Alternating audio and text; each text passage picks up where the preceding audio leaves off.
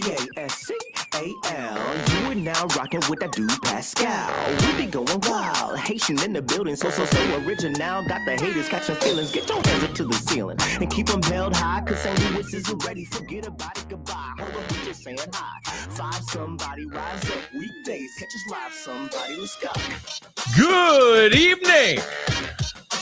Good morning and good afternoon, everybody. Welcome to the Pascal Show. Hope you guys are all doing well out there. Hope this show finds you in good spirits, because you know what? Another day above the dirt is always a blessing. Let's not forget that, okay? There have been some updates revolving around this fire. There's a lot of stuff that's going on. It's been really bad over the past few hours. As we already know, wind has picked up. Things have gotten bad. And of course, there's been some things that have stopped and some mandates or some alerts that have been lifted. So those are some good things. But this fire continues to rage on. Not a whole lot has changed with this fire. Real talk. This fire continues to go crazy. So we got a few things on the docket. We got some things we're going to be talking about. All right. We got a lot to talk about here, and very little time to do it. So please do me a favor. Before we get into everything, do me the solid, hit that like button down below, hit that reaction button if you're watching on other platforms. If you are watching on those other platforms, like Facebook, X/Twitter, TikTok, Instagram, Rumble, let's not forget, hit that follow button, hit that reaction button, of course, but also hit that follow button as well. Do not forget to do that. All right. Hit that subscribe button here on my YouTube channel. Go to my secondary channel, The Pascal Show Clips, please and thank you. Crush it over there, mother lovers. Crush it. Crush that subscribe button over there. The Pascal Show Clips. Hit that notification bell so you know whenever I go live, whenever I upload. That'd be greatly, greatly, greatly appreciated. Please and thank you. Do not forget to do that. Okay? So do all that. Subscribe, hit the notification bell. Hit that join button down below. Become a member. If you want to support the channel even further, go check out my Patreon. Check out my locals. Also, do not forget, crush, or not crush, but go check out my store, pascalmerch.com. We got some really great stuff over there, guys. Okay? Please check it out. That'd be amazing. pascalmerch.com. Okay. Let us get into this, because obviously there's a lot going on. Los Angeles is on fire, as you guys already know. There's a lot of stuff going on here, guys, and a lot to dissect. Of course, there's new updates and all that, which we are going to talk about here very, very briefly. Again, this is just absolutely crazy. The amount of information that just keeps rolling out. Again, there has been some updates, like some change in the percentage of containment, but I'm telling you right now, it's not enough. We're going up by percentages, and I get it. You know, I feel like we're in literally in a game of inches right now. That's literally what we're in the situation in right now. It's a game of inches, and it's frustrating. And yes, we got to be thankful for what they have done, because real talk, shout out to all the first responders and the firefighters that are working so hard, tirelessly over this whole thing. Let's keep it real. Thank God for that. And thank God they're doing everything they can, even though they're shorthanded and all that. We've learned a lot in this early show that we had this morning, this late morning. We've learned a lot, but now there's still some new information. Still five devastating wind-fed fires have unalived at least 13 people and swept through now 39,000 acres in the greater Los Angeles area, destroying entire communities and more than 12,000 structures. Think about that. Imagine how many people are out here without homes, people that are waking up without their jobs, without their businesses, etc. All gone. And most people are going to have to start from scratch. Pretty wild and scary stuff, wouldn't you say? Pretty wild stuff. But another 13 people are missing. This is what the LA County Sheriff Luna said today. It's unclear if the missing person reports are related to the fires, he said. And I even said to you guys, this is the perfect time. I hate to say it like this, but this is ample time for people to be out here trying to cause crimes. Real talk. This is the perfect opportunity for people to be out here causing crimes or to get people gone. Real talk. Just get them gone. Get them disappeared out here. Pretty scary stuff, guys. Pretty scary stuff. In fact, remember, a couple days ago, they found three human remains in different homes, in 3 different homes. Just today, they reported that there were 3 more human remains found in 3 completely different areas, that now you got homicide detectives looking into this stuff to see if it's actually foul play or if it has something to do with the fire. Let's not forget, there are people that are fighting tooth and nail, trying everything they can to save their home, but they're fighting a tidal wave of flames with a garden hose. I'm not kidding. One garden hose, and they're sitting there holding fort, trying to fight these flames, thinking that they can actually beat this wall of flames. I'm telling you right now, this is not the approach. Don't do it. Pack up your stuff, kick rocks. Pack up your stuff, kick rocks. I'm telling you right now, there was a tornado. I'm not kidding. There was a little fire tornado that was caught on video.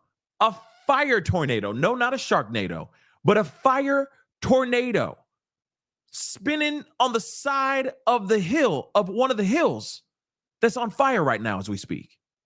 I'm not kidding. So these things are serious.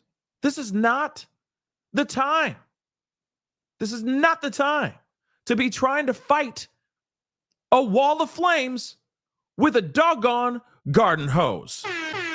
I'm telling you right now, yes, DD free.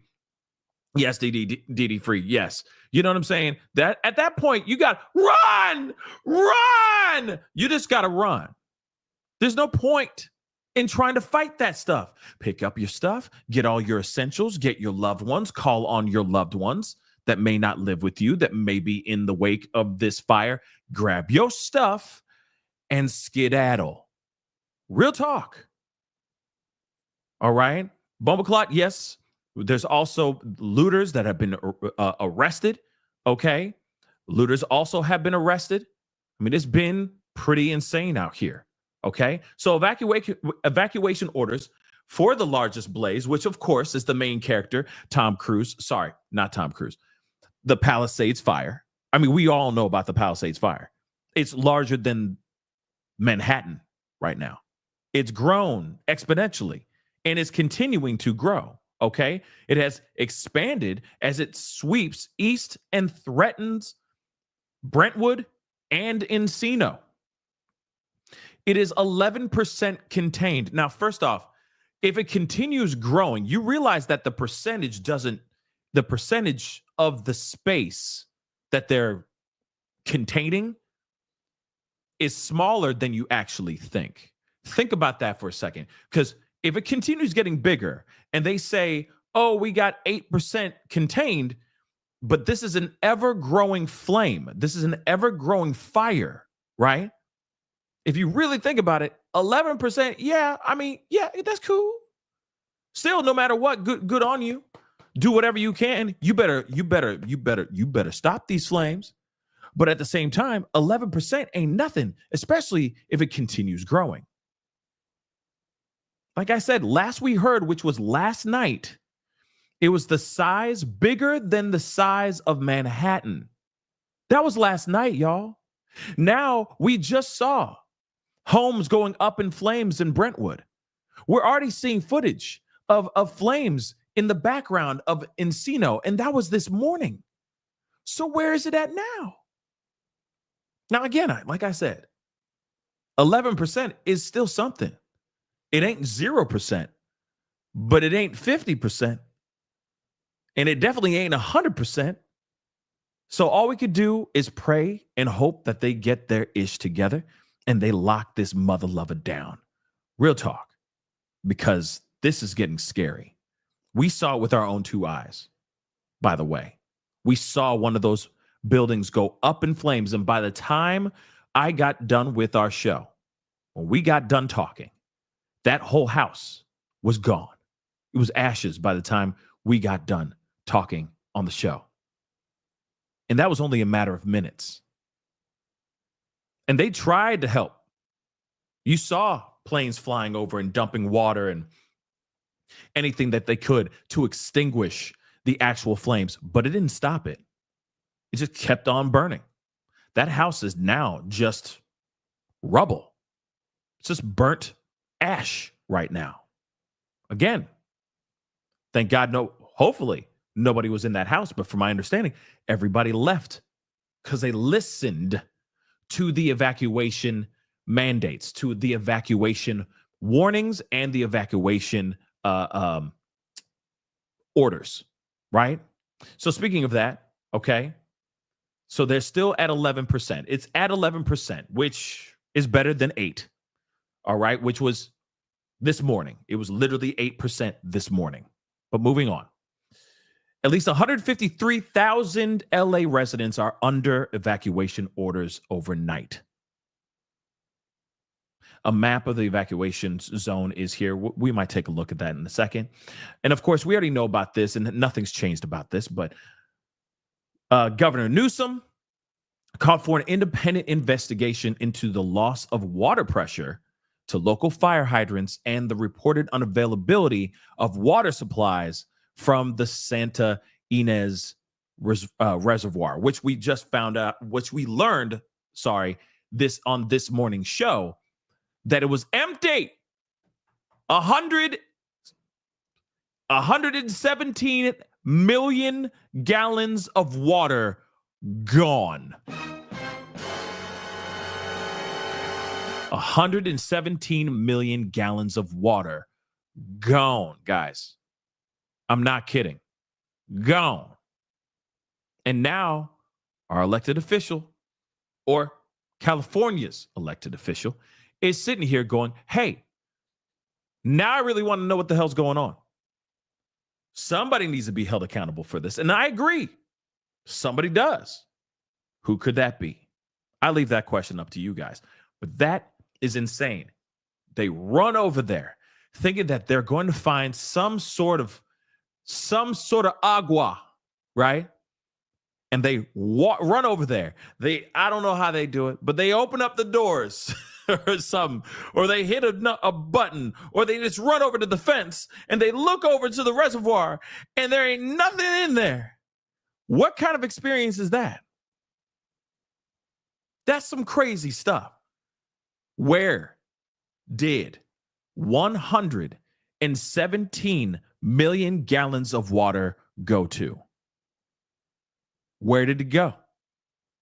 117 million gallons of water just vaporized. And no. This ain't no David Blaine joke where he's like, magic, and he's just gonna make it rain suddenly. No David Blaine. Not even David Copperfield, okay? Not even Houdini. Seriously, nothing. Nobody.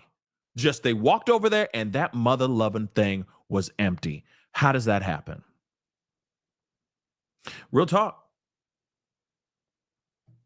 Anybody have any answers for that? And yeah, here it is.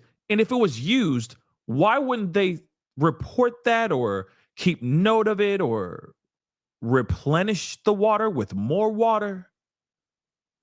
Keep it nice and full. Keep it at a line to make sure it's, you know what I'm saying? But no. Nothing.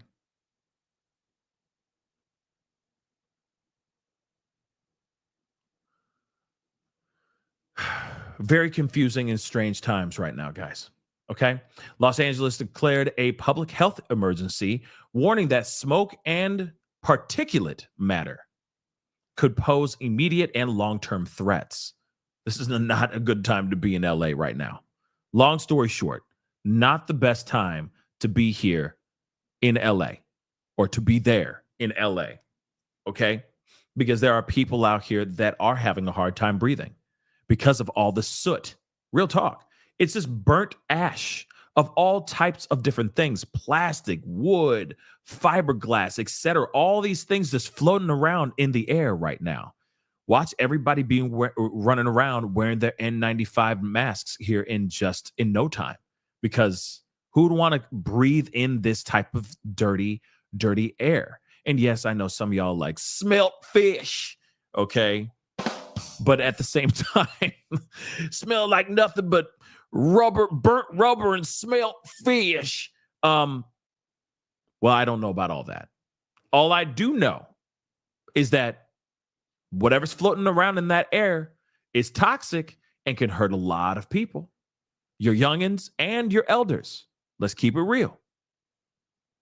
So it's time that we start figuring out what we need to do, or it's time that they need to figure out what they need to do. And I can see a mass exodus here in the near future of people leaving LA because of what's really going on out here in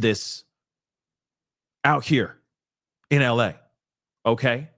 Or out there in LA.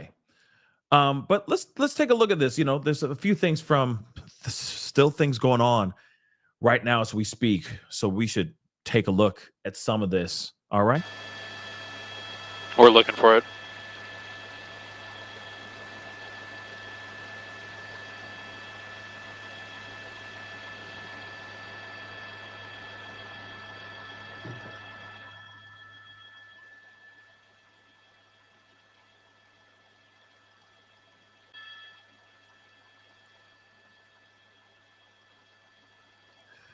I mean, the fact that right now it's this bad, okay? The fact that it's this bad right now is pretty mind-blowing to me, okay? And it still hasn't changed. Nothing's really, changed up or nothing seems to be adjusted except for, we've gone up 3%, y'all. We've gone up 3% in the Palisades. But that's the thing. The Palisades is the biggest thing right now. The Palisades is the biggest thing. Real talk. Okay. But real quick, before we continue on, let me get this. Wendy, thank you so much for being a member for 5 months. I appreciate it. Good evening, everyone. Good evening to you too. Thank you so much for the support and love. It means a lot. Nikki, thank you so much for gifting 1 membership. Welcome to the family, you new member, whoever you are. Welcome to the family. All I ask is you pay it forward. Nikki just gave you some positivity. All I ask for you to do is pay it forward, give some positivity back, okay? We need that more than ever before right now, okay? We need some more support. We need some more love, and we need some more dopeness out here. And here it is. You can easily open the door for somebody. You can call up somebody and tell them that you love them. Squash the beef with somebody. Do something positive. That's all I'm asking. Also, you can even go and donate to one of these GoFundMes. One of the real GoFundMes, not one of these scams, all right?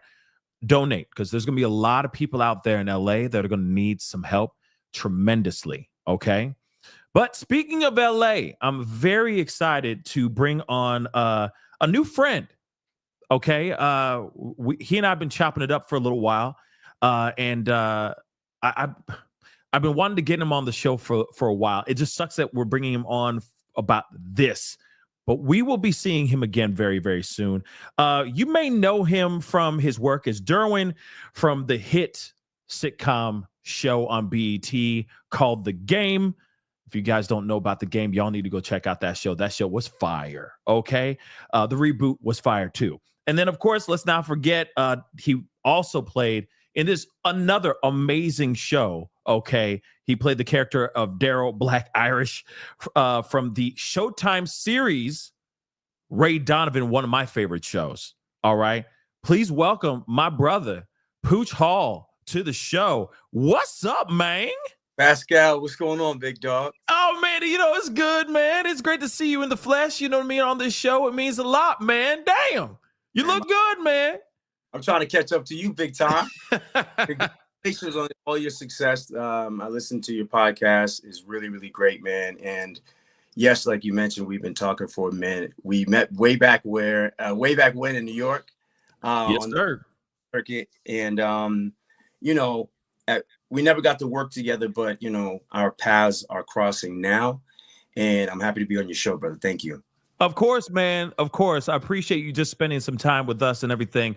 I know that there's a lot going on in LA right now as we speak. We've been talking, we've been talking off, off record, and it's been really crazy. First off, I got to ask you, how has things been out there in LA for you and your family? It's been trying, bro, because, and huge shout out to everyone joining us. Happy New Year to everybody.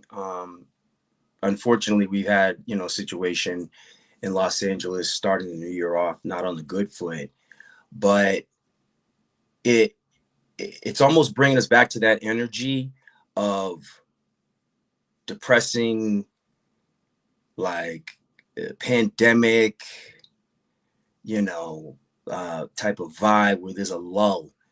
And bro, you see the smoke, the air is, I'm super congested. My kids are super congested because the air quality is really bad. And, I was at Hot 8 Yoga this morning, trying to keep my mind right and stay somewhat, in tune with me, because, it's easy to fall into that lull, bro, thinking like, is my house going to be next? Is our neighborhood going to be next? My heart goes out to all the people who are suffering right now, not only just in LA, but I read that in the Bronx, there was a fire. Huge fire. Yeah. Prior to that, we still have victims of North Carolina, Louisiana. But it's crazy what's happening right now in 2025. And we always want to start everything off on the good foot, but right now that's not the case, man. It's this, like, you'll look up in the sky, right? You'll look up in the sky and you'll see the smoke, and at night you can see the sky turns red, P. Like, damn. Like I can see it, and it's like, at any point in time that bad boy can jump. And because, like, in California, one of the reasons why people love California for their weather is because it's beautiful and it's dry. It's dry heat. It's not like back east, how, when us growing up with that humidity, you got that moisture in the air. California is just beautiful, dry heat, the sun shining. But with that being said, you have a lot of shrubbery and vegetation that's dry. So when that fire hits it, it's like, woof, it's catching fire and it spreads fast. Yeah, man. Yeah, I mean, I am kind of curious about that because, I don't know how close. Well, first off, how close are you to everything? Because obviously you ain't in no hotel right now. Okay, so it clearly is not super close to you, but it's close enough to make you concerned. Or what's the story with that? Yeah, no. You got to stay concerned, because every now and again, like, we'll get the emergency message to evacuate, and then they'll say, either it's a false alarm or we have it contained. Word. But you can't settle. There's this unrest, you know what I mean? And then, you want to stay informed, so you're watching social media or you're watching the news, and it's like, damn. And then you see the damage and the destruction that the fire has done, and you're like, damn, man, thank God they got it. They're like, no, nothing's been contained, and there's a fire over here, there's a fire over here, there's a fire over here. You have people allegedly starting the fires on purpose, and you're like, what human would want to do something like that, man? Right. There's people there's deaths. It's bad. It's Yeah, bad. it's been really crazy. I mean, at least from what I've been hearing and everything. I mean, first off, have they fixed the emergency alerts on everybody's phones, or are all y'all still getting fake alerts, false alerts right now?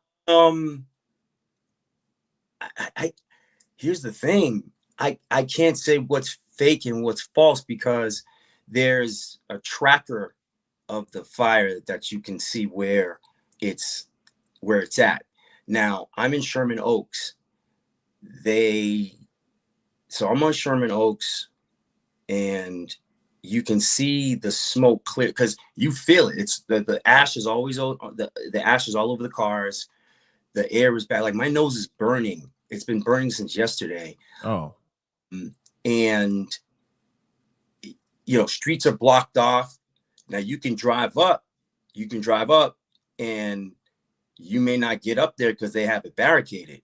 But when I got out of Hot 8 this morning, it was Hot 8 yoga that I go to in Sherman Oaks is on Ventura and Sepulveda for the people in California or in the Valley who know that area. So I got out, no word of a lie, bro, was 8 cop cars shooting to Encino, fire trucks, and it's been like that all night. Helicopters, the planes, and you would think us living in California, we're notorious for these wildfires, that we would have a plan that would be equipped to handle this. But then there's no water, there's no reservoir, and there's not enough firemen. Now, these firemen and the police, everyone's working overtime, double time, triple time to battle this with no rest. And then you have the people who want to volunteer, like myself, who has, but you're limited as to what you can do because safety is an option because the air is just as bad. And as you people are familiar, the smoke is just as bad as fire, if not worse sometimes. So, I mean, so that's the thing though, because the smoke isn't any better, and that's obviously affecting a lot of people as well. It's not only just hitting people with the fire; it's all the people that are just downwind of this thing too. You could still be, miles away from the fire, but still be affected by the smoke, and I think that's, or by the soot that in the contaminated air that's kind of floating around. Go ahead. No, I promise you, Pete, it's even though I'm in Sherman Oaks, so the first night I slept with the windows open because, just I like fresh air at night. And when I woke up in the morning, my nose was all stuffy, and then all the soot was all black in the windowsill, through the windowsill onto there's a little ottoman, and then in my bathroom on the toilet seat, and I had to do a whole cleaning. And that's just with the windows open, you can actually see what's in the air. So if you got your kids are out there, or you're walking your dog, it's not good. It's not healthy. And what's scary is the fact that it's not contained. And then it's like, well, what are we going to do? And it's been 3 days now? It's been 3 days. Yeah, so, just about. Saturday? Yeah, Saturday. So actually it's been I think like 4 days. 4 days? It's been 4 days, I think. And I could have sworn. Going as if it just started. Right. Bro, so my son, he goes to a private school that has a lot of celebrities and are normal people too, and high profile people. And in his class, 20 families, he's a sophomore, 20 families have lost their homes, and that's just the 10th grade. You see what I'm saying? Yeah. So imagine, and that's just at his school. We're talking, we just came off of, trying to get back to some type of normalcy off of the pandemic. you know, and you see all these different tragedies happening throughout the country, just almost like back to back to back. Yeah. Yeah. So It's you been know, stacking up. yes, Yeah. yes. Yeah. And you sometimes, I know sometimes people are like, oh, they blame God or what have you. That's not God, man. That's just some evilness that's happening through the devil, because God didn't put us here to be tormented and just in misery and strife. He put us here to enjoy each other's company, to be in harmony and peace. This isn't God, man. This is evil, bro. So let me ask you then, because there's been a lot of talk about arsonists. There's been talk about this being man-made, that this is not just some random spark that happened next to a dry bushel. What are your thoughts on that? Do you think that this is man-made? Do you think that this is some sort of attack of some sort? What are your thoughts? Well, I mean, that's a great question, P. I mean, you got to think about it. If you take a step back and you start connecting the dots, okay, you have certain homes based off of whatever the government decides to do, where if they're not going to, you know, up the ante as far as getting the water situation squared away, or, you know, clear away certain vegetation so that it's not like, you know, literally like dry kerosene per se, or gasoline or whatever. You may have insurance companies who might be like, I just heard you guys aren't doing XYZ. That puts us in a tough spot. So we may have to kind of like reel the policy in a little bit and say, we're not going to cover your house. It's not that we don't like you as a client, or as a you know, as a person who has been with this insurance company for XYZ. Where you live is it's detrimental to us as a company, to where, listen, I don't care what nobody say, nobody wants to pay out no money. And all of a sudden, you have insurances not covering certain people's homes because of certain whatever the state decides to do.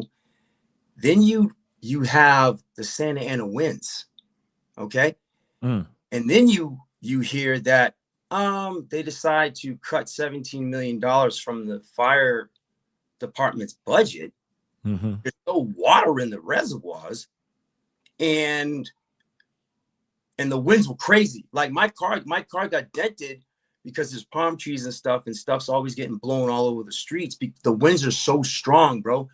It dented my car. It dented the fender of my car. Right. Oh, you throw a match or a cigarette or something on a fire, on some dry shrubbery, that thing is going to ignite.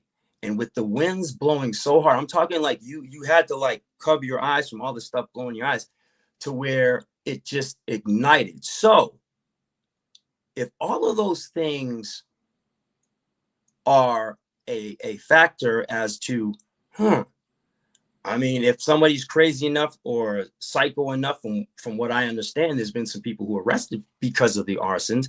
No doubt. Who's to say it's not a group of them? It's some other crazy person to say, hey, watch this. And it goes the whole, like they literally like are burning down California. Yeah. Sometimes people say, oh, if you want to become famous, go rob a bank. There's somebody, in my opinion, who started this, but taking into consideration all the factors at play, they're like, I'm gonna burn the whole state of California down. Watch this. And that's kind of what it feels like. You know what I mean? And I was watching, I saw Niecy Nash, who's a friend of mine, and, you know, amazing actress, amazing person. Oh, yeah. She's amazing.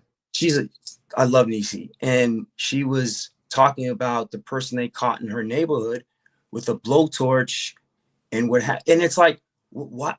Now, I don't know if he was charged because they said he hadn't lit the fire yet. You see what I'm saying? So they didn't have problems with us. But why are you in that neighborhood? And second of all, why would you even if you were fooling around, you don't play like that based off of what's going on right now. I don't. people's mindset nowadays, P, is you sometimes sit back and be like, why? Like, what are you doing? You're not thinking, obviously, you must be some kind of sociopath or just have mental illness, because there's old people who can't really walk or move. You know what I mean? There's kids, babies. There's animals, like, I mean, not just the dogs or cats that you own or birds, but there's wildlife out there. No doubt. I mean, you got to be a little. I mean, let's be real. You got to be off your damn rocker if you're going to be like, yo, this is the perfect time to just start a wildfire. You know what I mean? But clearly we're seeing people are trying to capitalize on that even more now, right? Not only just people who are arsonists that are trying to just start fires. These people are getting arrested and getting caught. Thank God that they are. Maybe not all of them are getting caught, but a lot of them are. But then you also got people who are running around looting and trying to steal from other people's homes. Have you seen any problems with that so far? Only what I heard on the news and from certain people who had put it out on social media, because you got to keep in mind, there's a lot of people who have been evacuated, whose houses aren't damaged, who have some of them big homes. You know what I mean? And when you watch the fire tracker, and then you hope, you're like, please, please, please, not my house. Well, guess what? People who are willing to loot are also watching those trackers, or have seen people who may live in certain houses or what have you. Now, you got to keep in mind, a house can burn down, but it doesn't mean there's not a safe, there's not burn. And, you know, when you're talking about, you know, California, and especially the homes that have burned, you know, there's people out there with some real valuable stuff. But in my opinion, that's just the fire person's a low human anyway, whoever decided to do something like that. But then to go and rob people, it is even lower. And I understand we're all going through it.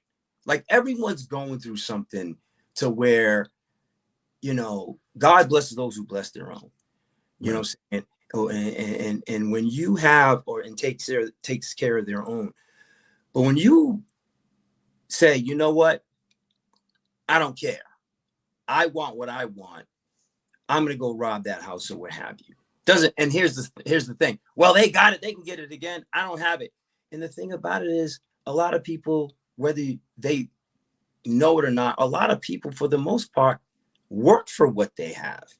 You have to work for it. And in this society nowadays, a lot of people don't want to work. They're either entitled, or they think that it should just be given to them. It's like, listen, if you put the work in, there's really nothing that you can't achieve or attain. In my opinion, that's how my dad raised me, you know.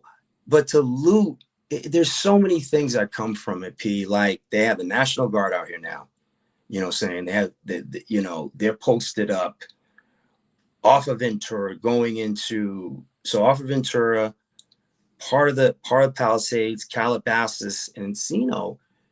You're like, bro, the last time I saw army trucks and stuff all in the streets and all that was the pandemic, where they was telling everybody they had to stay in the house. And the National Guard was out at that time. They were out there. No, they was out near, because I used to see them all the time, because my son and I used to work out, and we used to run at this building that's now been turned into apartment complexes. They were posted up at the mall to make sure no one was breaking into the malls as they were before. So when you have people looting and they're starting fires and robbing other places because the law enforcement and the fire people are busy. Yeah. Using that stuff as diversions. You see what I'm saying? Because it's like, we can go rob this house, the cops aren't coming. Yeah. Or they're gonna be a while. You know what I'm saying? I just think that's whack, man.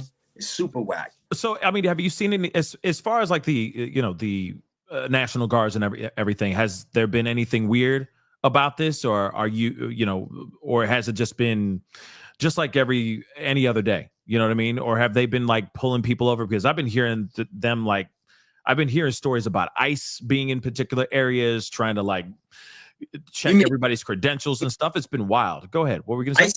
That? What you said? ICE. ICE. What's ICE? ICE. You know, is ICE ICE. You know, as far as making sure the person's legal, stuff like that. I've been hearing stuff like that. Government stuff? Yeah, government stuff. Yeah. Oh, yeah. Yeah. I haven't seen that. Like I said, I saw the military fire trucks on bro. The fire trucks are on, like the fire trucks be fire trucking. Yeah, but they have, man. And you know, and rightfully so. But so they have a curfew in place now. So they started the curfew yesterday because the looting got really, really bad. And people are trying to return to their homes. And like, you know, you guys can see on the some of the news or the social media on people's homes that have been destroyed, and like thousands of homes have been wiped out, or certain neighborhoods you know, half destroyed, but still it was evacuated, but maybe there was a house or that the few houses that might have survived. You know, you can't watch every nook and cranny. So people who are familiar with the terrain of California, and because it's like I'm hearing helicopters, I hear helicopters, bro. That's crazy. Every night, bro. Every night, like I'll wake up in the middle of the night, they're going. You know what I'm saying? And you're hearing a lot of police sirens or fire truck sirens. I think that it, you know, you run the risk on, hey, I'm gonna go steal somebody's expensive china or see if they have any jewelry. But you know, these cats, the National Guard, they're armed. Yeah, like, they don't play. Bro, these cats is out there with the ARs and the M16s or whatever, and it's like, is it worth it? You know what I'm saying? Right. I don't. There's nothing normal about this at all. Okay. Oh, dude, because you got to think about it. You know, this is a fire, bro, that's been going on for 4 days, 0% contained. Yeah, zero. Well, I mean, some 11%, 11, and 11 winds, bro, and the winds are picking up tonight. Yeah, you see what I'm saying? They're picking up tonight, and then it's supposed to be kind of cool tomorrow, but then it's supposed to pick up again on Monday. Yeah, and then it's going to be dry climate on Tuesday, so just dry. So it's like, oh damn, like California, or at least this is not really LA's not getting a lot of they're not giving much slack here. The nature is not giving a lot of give here. So it's going to be really crazy to see what happens here, man. I mean, it's pretty crazy, but I do have to ask you, I mean, you know, let's talk about a little bit of let's talk about a little bit of politics. But before we do this, do you think Diddy did this? I'm playing. Time out. Because you should see the comments, man, that I've been seeing. They're like, Diddy did it. It's all Diddy. So had to throw that in really quick. Damn, but man. That's bro. That's, and you already know, you know, with. I just think with everything that's transpired in the last, like, let's take it back to the election and everything that led up to that. There, in my opinion, from what I remember. Okay. What's up? It would be like this, right? You have Democrats and Republicans, or right and left, or rhino, elephant, I don't even know. Okay. Right. You have people who, depending on what they vote on, they'll be like, oh, you're voting this way. Oh, well, I'm voting this way. Man, you're dumb. No, you're dumb. Hey, let's go grab a beer. And it's it's whatever. At the end of the day, it's kind of like they'll both say we want the best for America, or we want the best for what have you. I feel we're so divided, and when you look at everything that transpired from, I was like, are we that far gone where somebody is trying to assassinate a potential presidential candidate? Like, that is crazy to me because, and I just recently, lost my dad. So I was super hypersensitive just to death, because when you lose a loved one, it hits you different. Right. And, you don't want anyone to die. When you have a loved one who gets killed, or I'm not killed, who passes away or gets killed or something, we have those feelings, and we have all these different feelings that are just jumping up inside of us. I don't care what your political view is. Like, go beat the guy fair and square. You don't have to kill him. You don't have to cheat. And that's going back to what I was saying, based off of, hey man, we got to put that work in. Let's work hard. It's not about, hey, I'm gonna blame you for this, or we didn't do enough for this. The bottom line is, you put the work in, and depending on how much you work or how hard you work can sometimes determine the outcome on certain things. No doubt. Just the political, all that, the energy and unrest, and both candidates, put their whatever their best foot forward, and or whatever their strategy was. Trump ended up winning, and there was just a lot of weird energy, nervous energy. I think. Okay. Well, one, I want to say this: my condolences on your loss. Real talk. Okay. I'm sorry to hear that, and you're sharing that with everybody, and everyone's sending their condolences too in the chat. But one thing's for sure. Yeah, I think a lot of people are really nervous, for sure, because they don't know what to expect.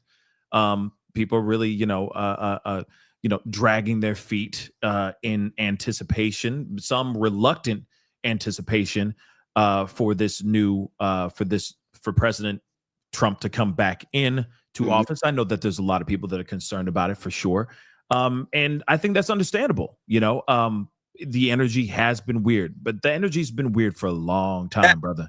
In my opinion, since the pandemic. It's been way before the pandemic, my brother. That's what I think. The energy has been off for a while, and now we're here in this situation. And one thing that is kind of, frustrating to me, but also I see certain things is, especially with the fires that are going on right now, it is something. It's the facts that the fires are happening, and then it's being thrown under like this very strange anti-left propaganda type of approach, when it's actually should be like, okay, these elected officials done mucked it up. They definitely messed up and made some mistakes here, and they need to be held accountable. But does it have to be a left and right thing? Does it have to be such a divisible thing? You see what I'm saying? And no, I absolutely see what you're saying, Pascal. And I think if you think about it, whether political, whether, people making choices or what have you, and what I'm learning and what I've seen recently is the lack of accountability in a lot of different areas and scenarios and situations. It's, you gotta own it. You gotta own your stuff. If you messed up, you messed up. People put certain people in positions of power, or to help them make a decision, or to lead us. And, it's like, well, technically you voted that person in there. Okay. Whatever the reason was, he or she was the best candidate for the job. We have a situation that, whether by by chance, or and it was an accident or what have you. Now we have to own it. And like when I saw the mother who approached Gavin Newsom about why wasn't there water in the reservoirs, and that he was talking to President Trump, President Biden, what are we gonna do? And there was some deflection, and also too, she wasn't playing, because when those real emotions come out, people who don't want the truth don't want honesty. And so she was truthfully asking him from a place of hurt, what are you going to do? And I think sometimes people who are asked those questions, they're more worried about how they're going to look as opposed to giving the truth. So I think, if, in my opinion, and one of the reasons why I think sometimes people get frustrated with President Trump is because he speaks his mind, and he tells it like it is, not how it should be. And sometimes people get offended with the truth, or he should have said it like this. I mean, either way he said it, it's the truth on certain things. And you're looking at certain and now of course everyone's going to show every video of him, of the I told you so, where it's like, well, let's take a step back. Is there any truth to it? So, and people are more than welcome to go do their research, whatever side you decide that you run with. You go look at the facts, you go do the research, and then you make your decision from there. So if there's some truth to it, then why not take a look at it? But if you're being asked by this mom who's devastated, and who has friends and neighbors who just lost their home, even if you were to say, man, I'm sorry, we messed up, because because nobody wants to be accountable to where they want to be the reason as to why something. Listen, we all make mistakes. None of us are perfect. No doubt. Based off of the situation, they're looking at you, Gavin Newsom, you know what I'm saying, and Mayor Bass. They're looking at you. You can't hide. Right. So when and then I saw the video of her at the airport where she was getting drilled by the reporter, and that almost seemed unreal. I'm sorry to interrupt, but that almost seemed unreal.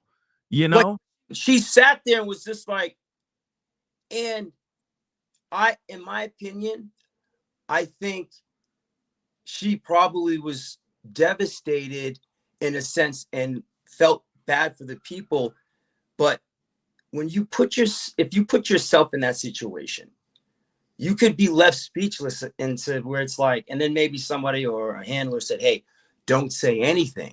But here's the thing, everyone has a cell phone and they're recording the exchange. So even if you said, oh my God, I'm so sorry, like even being able to apologize and say, I'm going to get right on this. This is like my first priority. This is I'm going to, and whether you want to call it deflection and then certain journalists and reporters are really good because then they'll ask a follow-up question. And just, in my opinion, let people see that you feel their pain, to just give them some type of hope or that you care. But when you sit there and you're like sitting there quiet and you're really shook based off of, oh my God, I can't believe this happened. And at some point in time, somebody in certain administrations or what have you that may not have been on the right said, we may want to take a look at that because my grandmother lives over there. Just on the safe side. The conversations don't have to come from Donald Trump. You see what I'm saying? Because if you look at the damage that's happening, there are a lot of Democratic people who have been affected by this. Yeah. Who could have said, hey, so speaking of water, I noticed that the reservoirs are empty or low or whatever the case. This isn't a right or left thing. This is, I want to make sure my grandparents are good. I want to make sure my kid's school is good, or my dog. It's not a right and a left thing. This is as Americans, we're supposed to look out for each other. You Right. know what I'm saying? And right now, you know, from what I saw, everyone's getting each other's back. No one's claiming an affiliation. It's like, I gotta help my neighbor. I gotta help Pascal out. Whether I hose his house down or whether, you know, I'm rescuing his dog because they have him blocked off at the you know, the exit or something. You know what I mean? But politically, dude, I think the politics have gotten so scary and toxic, and everyone's so emotionally revved up, and it's like, you know, I hate this one or I hate that one. And it's like, whoa, let's take a breath. Let's take a breath. Yeah. I mean, we're in a different world now where we can't even agree to disagree respectfully. It's either you have to agree with me or I'm eating your face. I mean, that's literally all it is. I mean, it's just that every single time.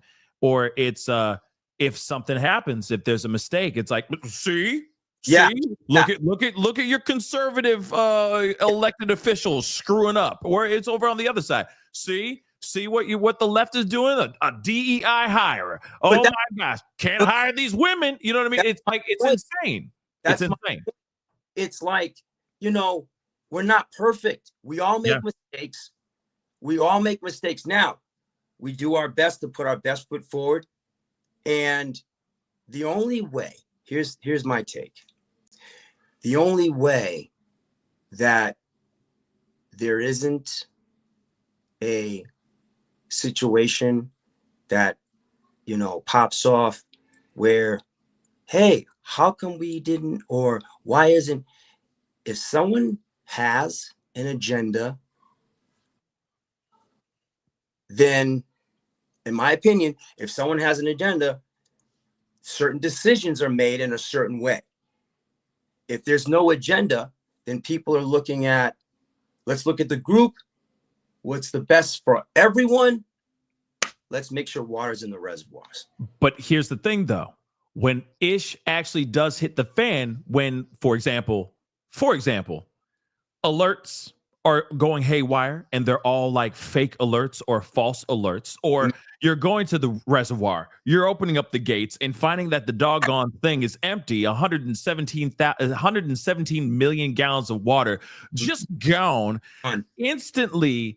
When nobody else is taking accountability for it, that's when you see the world turn on the elected officials like that and go, wait a second, man, you should have been known about doing this. You should have been known to check on this reservoir way before these fires even started off. Before this happened, this should have been taken care of and worried about. It's wild to me that none of those things have happened.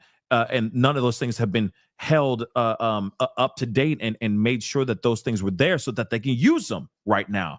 So now you got people out here losing their doggone minds, understandably, not only just with conspiracy theories, because people out here conspirizing like a mug as well, but they're also, say that again?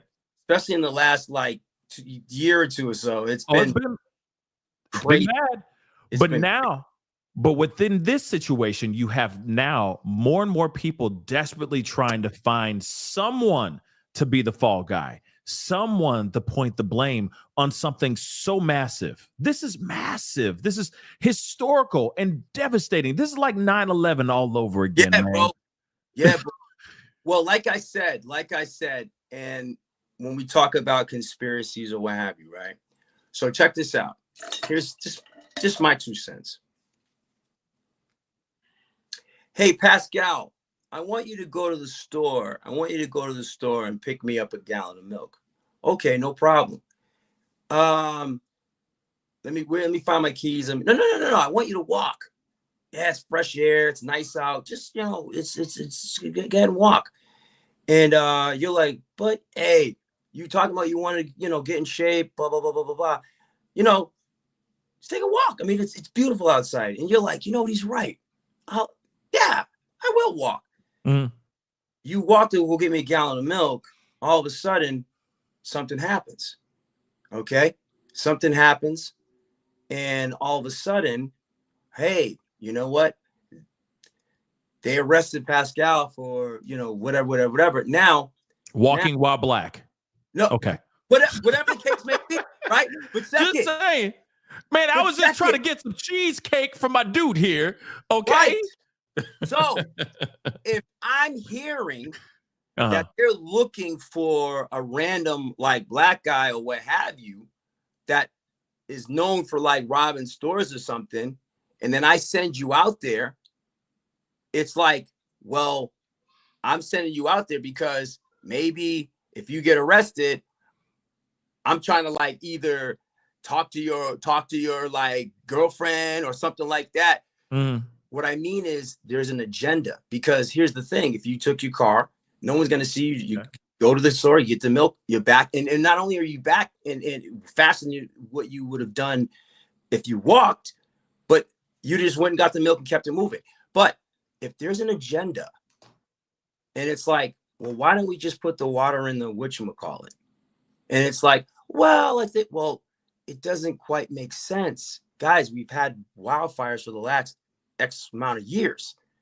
So unless somebody is, I don't want to put the water in, because if we put the water in, that means water is not going to do the fish thing. And then there's some agricultural stuff that's giving me some kickback here, or there's this or there's that. It's like, why would you want to make sure people were safe? And I think that's what it comes down to when that mom was like, what are you going to do, Governor? Like, why aren't we safe when all of a sudden the last 5, 6, just take the last 5 years, there's been wildfires. I've seen them, bro. And it's like, why wouldn't you want to have that contingency plan in place so that we don't have a death toll? You see what I'm saying? And let me tell you this. All of a sudden, we're going to have an event, just to pivot. We're going to have an event on Bourbon Street. I've been on Bourbon Street tons of times. We're not going to take the precautionary measures to make sure there's not a vehicle can get down that street. Yeah. 2 cars is enough. I mean, we saw the video.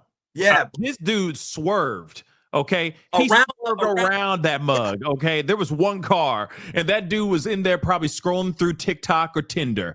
Okay. Yeah. That cop was in there doing not a damn thing. Okay. We all saw that swerve. That was a big swerve. And I'm surprised he didn't hit anybody when he was swerving like that around the corner, because there was a gang of people there too, which is insane. So, I mean, those kind of things, it does make you go, wait a second. There's got to be certain things. Go ahead. Sorry to cut you off. No, you're good. You're good. Make sure whatever's in working order, because we're about to have a big event. Okay. Yeah. Or since we don't, and given what's happened in the last 2 years we had the old boy drove through the parade on, was that in Ohio? He drove the parade. The dude who drove the car and killed those people. It's like Robert something or something like that. I'm forgetting his name right now, because now but that's my point. You have to say 2 cars isn't enough. We have to block this off as if those machine things, would keep a car from getting in there. So we got to have a 3rd police car. Well, we can't have a 3rd police car because it's not in the budget. Right. Or somebody knew that cat was going to go drive down there. Yeah, Daryl Brooks, Wisconsin. I said Robert like I knew his damn name. But just slipped my mind. But yes, Daryl Brooks. But things are happening, Pete. Things are happening.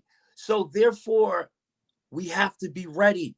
I mean, from what I understand of the things that I'm reading, I'll read the comments on a lot of stuff. Yeah. People in North Carolina are still intense, waiting for help. And then quite frankly, they're like, why do I care about a celebrity in Hollywood who's got 2 homes, 3 homes? I lost my home and I'm in a tent still. I got 3 kids. You know what I mean? I think it's more about us coming together and making sure we're all good. You see what I'm saying? Yeah. And that these things that are happening, we have to pretend that they're going to happen everywhere. So we got to take precaution. We got to have plans in place to keep people safe. But then here's the question, especially like just coming to back to the fires that are going on in LA, right? Yeah. And who are the people that we need to be looking at? Because I mean, you know, we have to look at them in an unbiased way, right? Right. It doesn't matter if they're Democrat, doesn't matter if they're Republican. If they screwed up, they screwed up. There needs to be accountability, and I'm not sitting here saying that there needs to be a scapegoat or some sort of fall guy.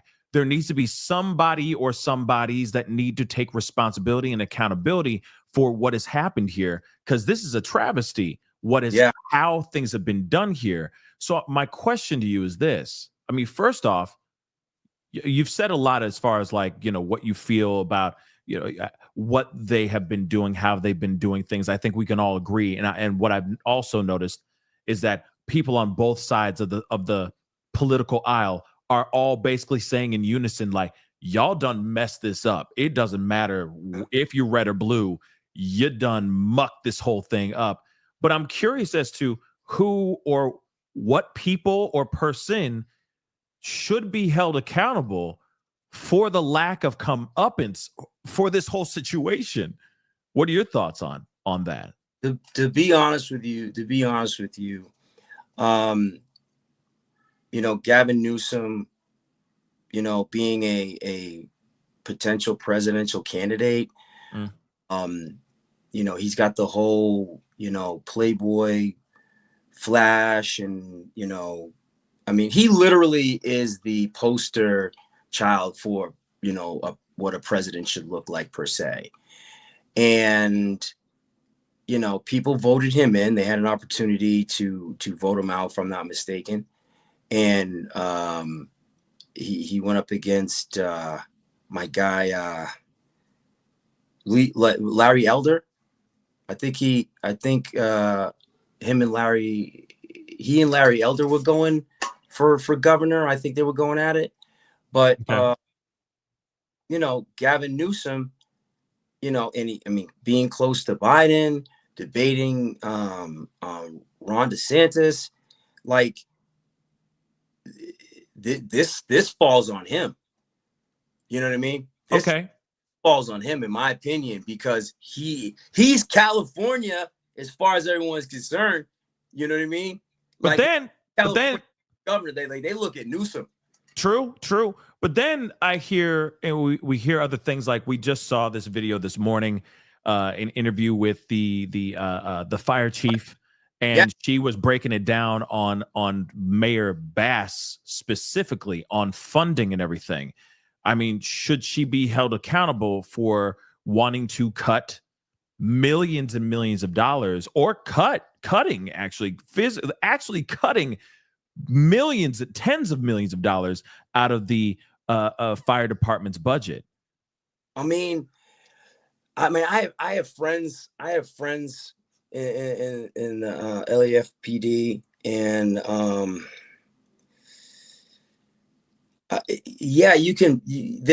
they'll say, you know, Mayor Bass cut that $17 million, but she has to get the okay from someone. She has to say, hey, this is what I'm going to do. And someone's like, oh yeah, absolutely. Whether they want like her to take the fall if anything goes wrong, because like I said prior, these conversations have happened prior to, you know, taking the necessary steps to, have, precautionary measures in place. These conversations before she became mayor, these conversations have happened. So when she decides that this is what I'm going to cut, this is where I'm going to cut, and here's what I'm going to put it to, she has to get either or counsel, but then someone's got to say, I concur. There has to be someone that okays it above her, because that's 17 million from the fire department. Seeing that we live in California, It's dry lands, and wildfires are like, bro, they're a dime a dozen. They're a dime a dozen. They happen. You know what I'm saying? Yeah. They take place, and they wreak havoc. They wreak havoc. Like, we're still like you see the sky is red, bro. Like, it's still red. Yeah, I've seen photos. It's insane. It's like, Pete, it's at some point in time, like I said, it's like they can come at Mayor Bass, and unless someone's going to be accountable, it's like, well, he said it was okay. And then it's like, well, you know, she came to me with the plan, or Right. we have to pop over my head. Like, that's what I think upsets people, because people will say it was this one's fault, it was that one's fault, I blame him, I blame her, but then still there's still no water in the reservoirs. Hey, facts. No, sorry, I didn't mean to interrupt you, but I'm just saying, you saying nothing but facts. I mean, as far as that goes, I mean, they can sit here pointing fingers all day long and go, oh, she did it. No, he did it. No, you proved it, bro. You know what I mean? But at the end of the day, place is still on fire. People are still losing their homes. So you got hard facts right there. We're talking about the fire situation. We're not talking about the people who no longer have the money to rebuild, or the ages to rebuild, and all these other rumors that people are talking about that are happening. And, you know, you'll see people making comparisons to Maui. You'll see, like, oh, you know, all these different places where fires are erupting. Is it to thwart Donald Trump, or it's because of Donald Trump, or, you know, I'm angry at, you know, President Biden, or what have you? The bottom line is, we have another catastrophic event in which it involves Americans, that people need help, they need aid, and they need answers, because it's like, I don't want a little measly check. I want my home back, or I want something close to it. $750. Real talk, $750. Hey, bro. That's shekels. You know what I mean? That's pennies in comparison to what people actually need. And that's what happened to people in we're just talking about North Carolina. Right. We're just talking about North Carolina. And people are still living in squalor out there. Yeah. Now we got the same thing going on in LA, and it's right in your backyard. So I'm curious for you though, do you think that the turnaround is going to be swift with this? Or are we going to see the same treatment that these people that are living in squalor out there in North Carolina, are we going to see the same treatment to these Angelenos? What are your thoughts? Okay. So working in the industry, you know, being an actor, friends with a lot of influential people, powerful people, for the most part, from, you know, remember growing up, and even when you look at the election, how many, you know, people, you know, campaign for whatever their candidate was. Obviously, you know, because let's just keep it a buck. Like, Kamala had a delta force of celebrities campaigning for her. And when you see, like, it's almost like this. I'll give an example. When the Lakers had Kobe, Shaq, Karl Malone, Gary Payton, and was it Lamar Odom? They had like people were like, oh, the Lakers are going all the way, and they got beat. Like, you can have a lot of those A-list people, or on paper it looks amazing, but at the end of the day, the people want to see change, and or a lot of people may not see celebrities the same. There's people who are influencers that mean more to a lot of the people now than, you know, let's say like a Brad Pitt. You know what I mean? Like, yeah, you know, I don't know, King Batch or who the what's the dude, the Jake Paul. Like even Jake Paul being Jake Paul and shout out to Jake and Logan. I mean, those dudes came from, you know, Disney World. I've done like events with them, and they turned their thing into a business. Like they're like, in my opinion, the WWE of influencers, Right. where they can go and say, we're going to go box, you know, Mike Tyson, Floyd Mayweather, and then make all these millions of dollars. Okay. No doubt. And then people who don't even know who, they're like, I heard of Mike Tyson. Like, what is he, like a skateboard? I'm like, there's people who don't know certain celebrities and the legacies that people put down prior to influencers taking over. So now you have all these celebrities. Certain celebrities aren't impacting how certain influencers are, where all of a sudden, if you see Kamala's like lineup, you're like, oh, she's good. She's in there. She got Beyonce. She got, you know, like Jay and Clooney and you know, Barack and like everyone campaigning for her. Then Donald Trump wins, and it's like, well, what happened? And then you may see that a lot of the A-list stars don't have the same impact on people because there's so many people, and I see it all the time. That's why it's like, you know, humility is so dear to me, to always be humble, because people are like, hey,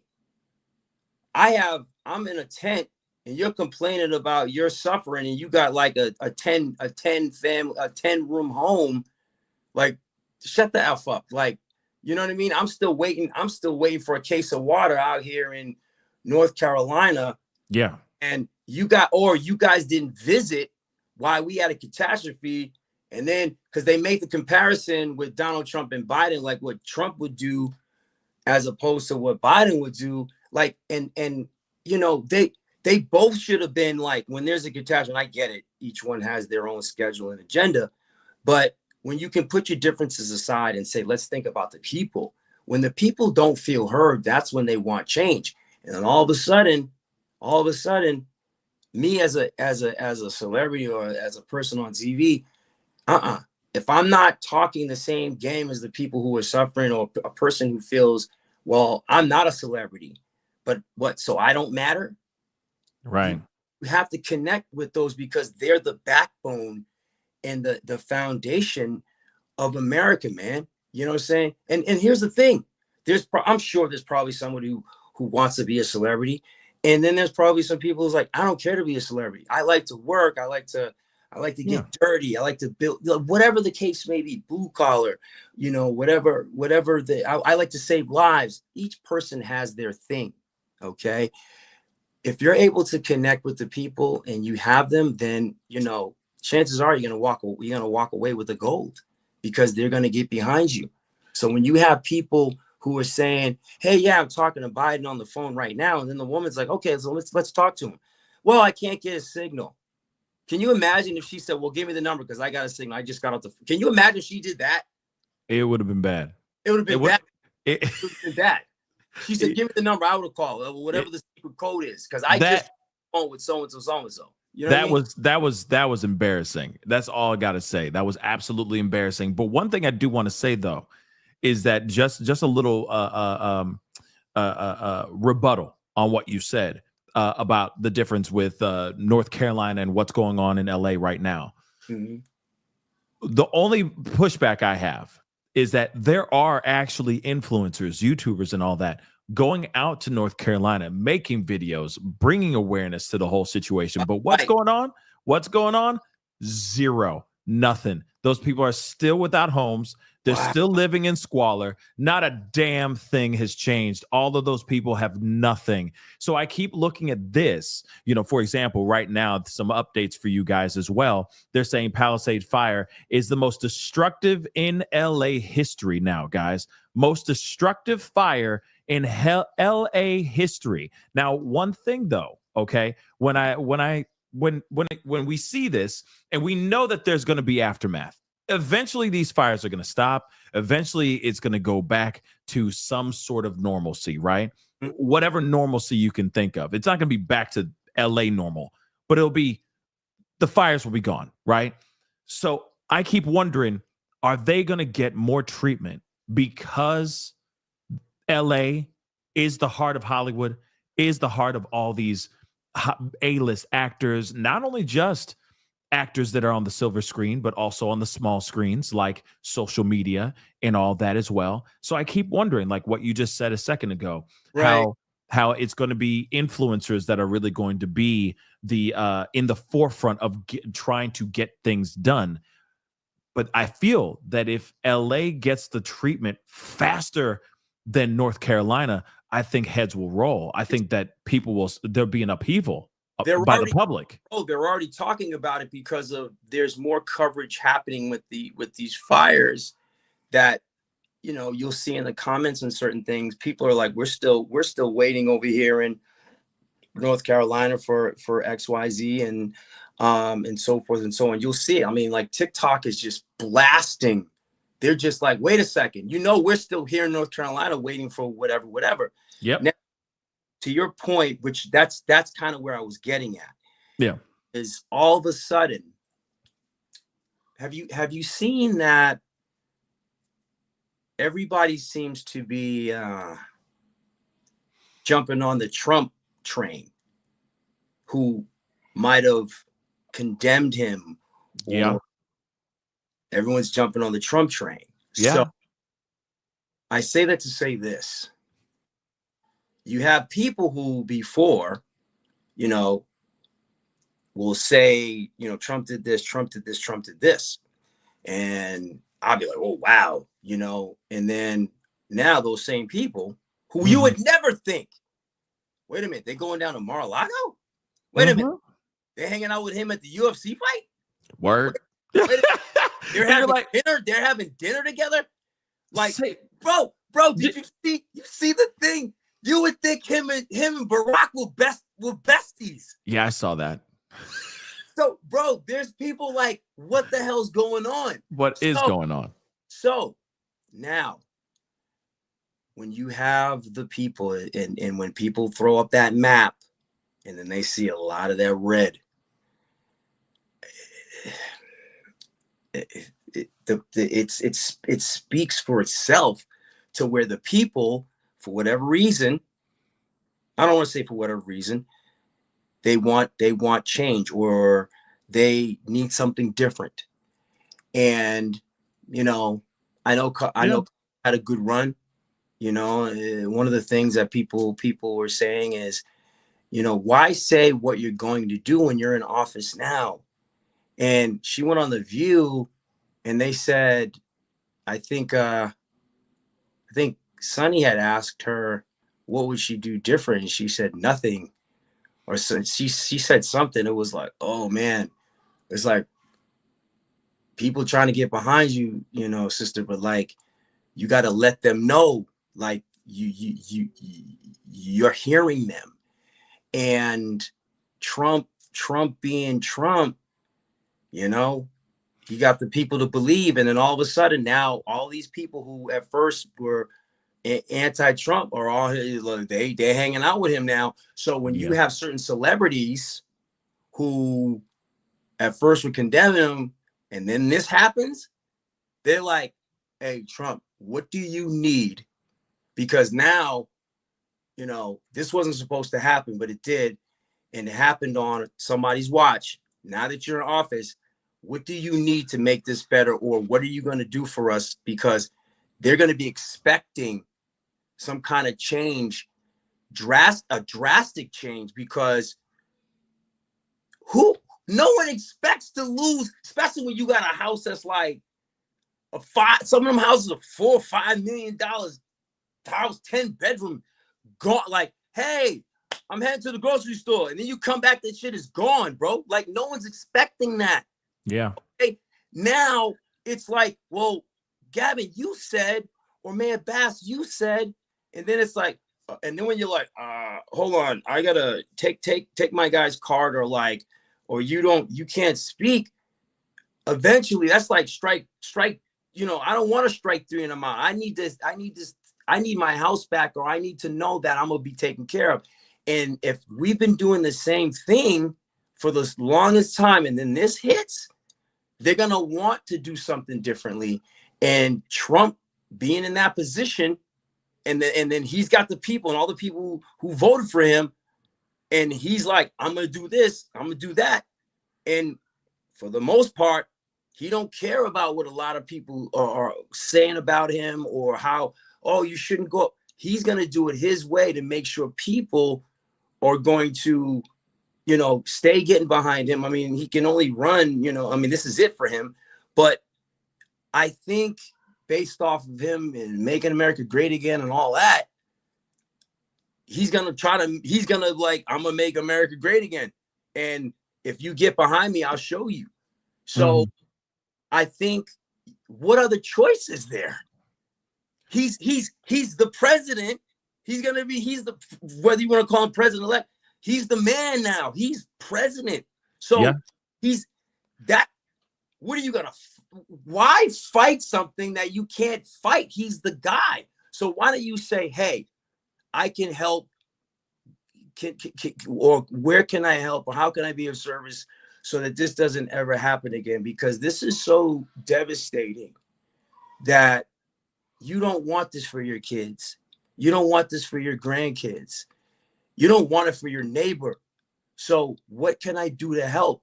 And if he's the guy in charge, that's where I was saying, maybe we put our differences aside and say, hey, let me pick up a shovel.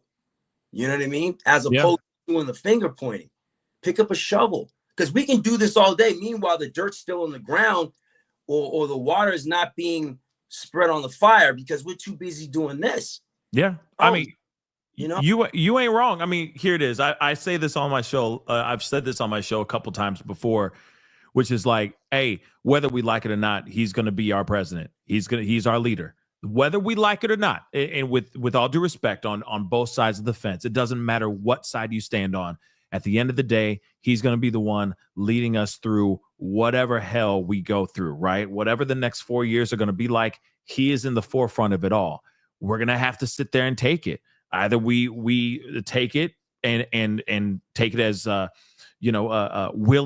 willingly, or we stand up and we speak out. But the thing that never will change is that he is president, no matter how many ways we look at it. So it's like, let it be. Breathe, keep it moving, because honestly, this is the thing. Things happened when he was in office. We ran into the panty. Okay, we ran into that pandemic. People were not happy on how things went down that way. Things ended not so great at the end of his term. Then what happened? Biden comes in, I approve this message, I think. And then everybody voted for him. Then he became president, right? Then everything has been bad. I'm going to be real. It's been bad. So what happens? Everyone goes, well, damn, what's up with you, Trump? Man, it's been, you know what I mean? So Trump comes back in. He's like, hey, it's been a great time. I've been playing golf. It's been amazing. You know what I mean? Huge, big deals. And then everyone goes, oh, damn, I missed this. Even though I didn't like him. Because I don't know. Now we got Biden, and oh my God, that's bad. And then they switch the game up on the left and say, we're gonna bring in Kamala. And then everyone's like, well, who the F is she? We've been talking about Biden this entire time. Now we're just gonna throw in this person at near the end of the game. Damn.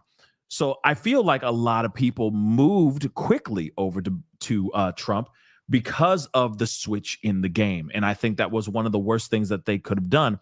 But at the end of the day, it's the thing, people who are calling people sellouts and all that, who are supporting Trump when he first was in office. That is a thing of the past now. Now it's everybody. Now you see a lot of people supporting him, and I guess that all we can do is sit back and wait and see what he does, because he is our president elect. And I mean, we can all sit down. I mean, for those who are not happy about him being in office, yeah, they can all sit there and throw their tantrums like all mad and stuff. But what is that? Nothing's going to change. He's gonna be in office, and we just gotta let it be what it is. Right. Go ahead. So to piggyback on your point, P, when after the debate between Trump and Biden, and I'll admit I felt bad. I felt bad in the debate with him and Trump. Oh, it was terrible. And for Biden, I was like, damn, bro, like it was terrible for both of them. I'm gonna be real. Both of them were trash. Okay, well, I'm gonna say it. You mean I don't care. Biden, Trump, the Trump Biden, or Trump Kamala? Oh no, the Trump. Okay, I thought Kamala wiped the floor with him in that debate, but I'm talking about the Biden Trump debate. Right. That was just terrible. So let's look at it if it was a boxing match. As a fighter, Trump clearly TKO'd him. Yeah. Okay. But it's almost like, for me, I'd be like, he was too old to be in there. He was too old to be in there with him. Even if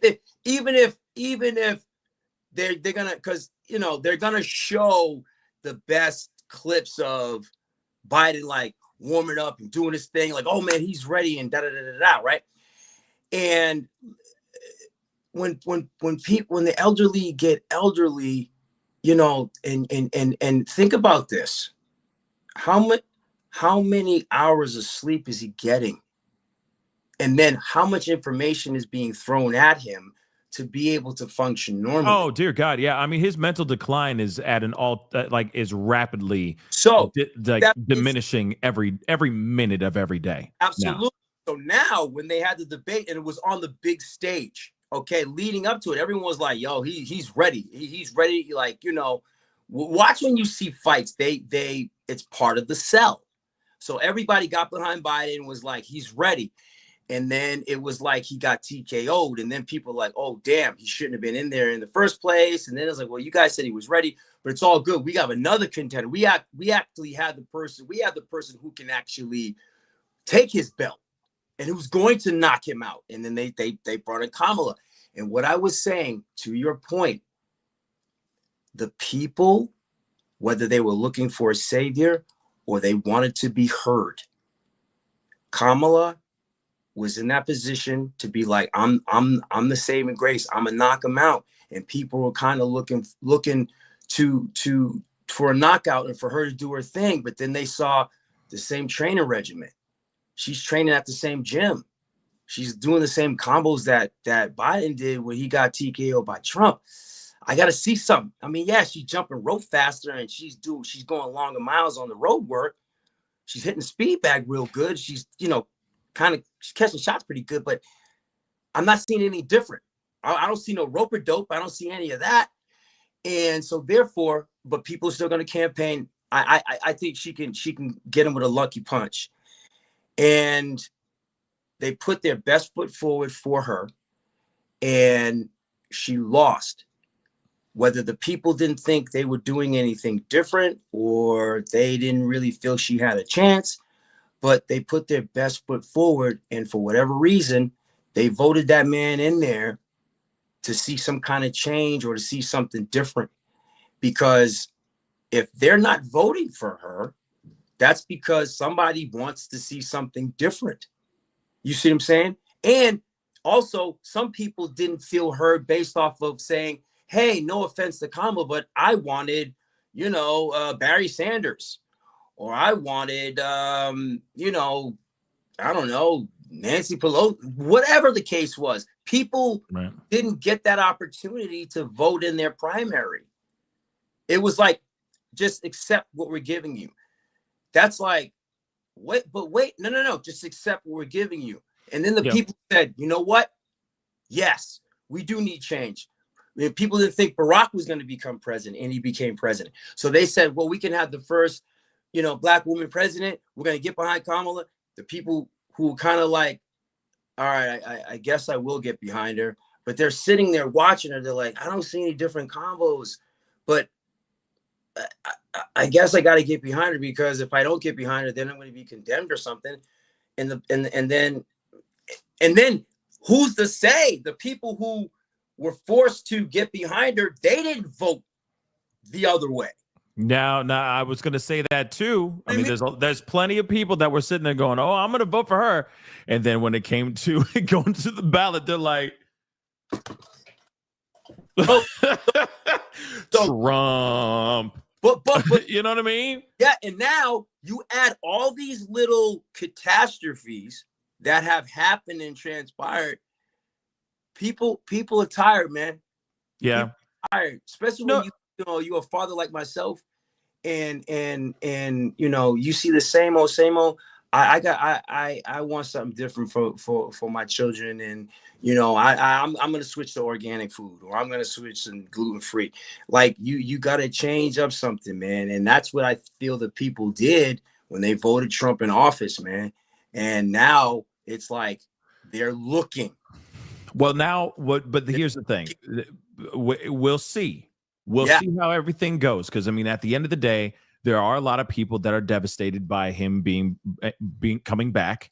Even myself, I've even said it too, that, and we even talked about it, that there's an energy, right? That there's an energy that has come for a while now, and I feel like it's gonna rev back up. The energy is gonna that energy is it's this negative thing. It's palpable. You can cut it with a knife almost. This energy, and that's one thing that I'm dreading when it comes to that. But we'll see what happens. You know what I mean? Dreading how? Well, I mean, just as far as like, well, there was a lot of animosity. There was a lot of vitriol during his time in office. I will say that there was a lot of. Go ahead. What? No. I agree with you. It was bad. It was really, really bad. So for me, I'm like, do we have to relive that again? Do we have to go through all that again? I hope not. I really hope that there's a change here. And I hope that it is a moment where we all get fed. We all sitting at the table making that money. And it's Thanksgiving dinner every day. That's what I'm hoping for. Okay. But the only time will tell. I mean, shoot, we got what? 9 days until he's inaugurated. So I guess we'll see what happens when he comes into office, and hopefully he proves the naysayers wrong. You know what I mean? Well, I know a lot of the celebrity people who were anti, possibly a lot of them got their homes destroyed, or have family members or friends that's homes are destroyed, that they may feel that Gavin Newsom and Mayor Bass is responsible, to where they want to see something different with Trump, just off of that, because now it's affected people who have a lot of say, and a lot of actors, and especially California and what have you, have a lot of say. Although there's also a lot of people who have left here too. You see what I'm saying? I'm anxious to see, man, who gets behind him, because like I said, you don't visibly have a lot of the people who are anti-Trump campaigning for him. But then again, we didn't know that these fires were going to hit, and hit how they did. So it's going to be interesting to see what happens from this point on. Absolutely. It's going to be all about how he maneuvers out here in these streets now. Because you got to remember, all the people that changed their votes, that changed their ways and said, maybe he's not so bad, maybe he's the better option over Kamala. Those people, they still need to be convinced. So as soon as he gets into office, there's still going to be the bombastic and the shocking stuff that he does, a change of shift in the game as soon as he gets into office. For a fact there's going to be certain things that will be implemented days into his first days in office, which I'm not surprised about. That's what he did last time. But everybody else, and we're all expecting that, But everybody else that was like, but I'm going to vote for him anyway, they're all going to sit there and they're going to turn on him on a dime if he makes some sort of big mistake or something that optically looks very sketchy. So we'll see what happens, though. I mean, like I said, 9 more days and he'll be in office, and hopefully he does great. And he's got the most he's got this eclectic team of people in the cabinet, or the people who he wants to be his cabinet, from Elon and JD Vance and Cash and Tulsi. Like it's when you look at it, you're like, whoa. And when you compare it to the first cabinet, where it's like, they, from what I've heard, they really weren't all his picks, or they may not have his best interests, or what have you. I don't know if him and Pence didn't work out, or whatever happened between them, but it's a horse of another color now, because and here's what I saw when I saw him go up against Kamala, when you said Kamala wiped the floor with him. In my opinion, in that only debate that they have, I will say that. But here's the thing. Watching Trump over the years as a non-celebrity, celebrity, and how relentless he is, and as far as him not biting his tongue, or he was so PG. Trump was PG in that I felt he wasn't as raw as he could have been. And, then people are, oh, she had an earpiece, or she had the questions like beforehand. Like, none of that crap matters to a cat like Trump, because he just says what's on his mind. But I think the approach in which he is going about it is much different than what we saw before. Now, people can say, Kamala did her thing, you know what I mean?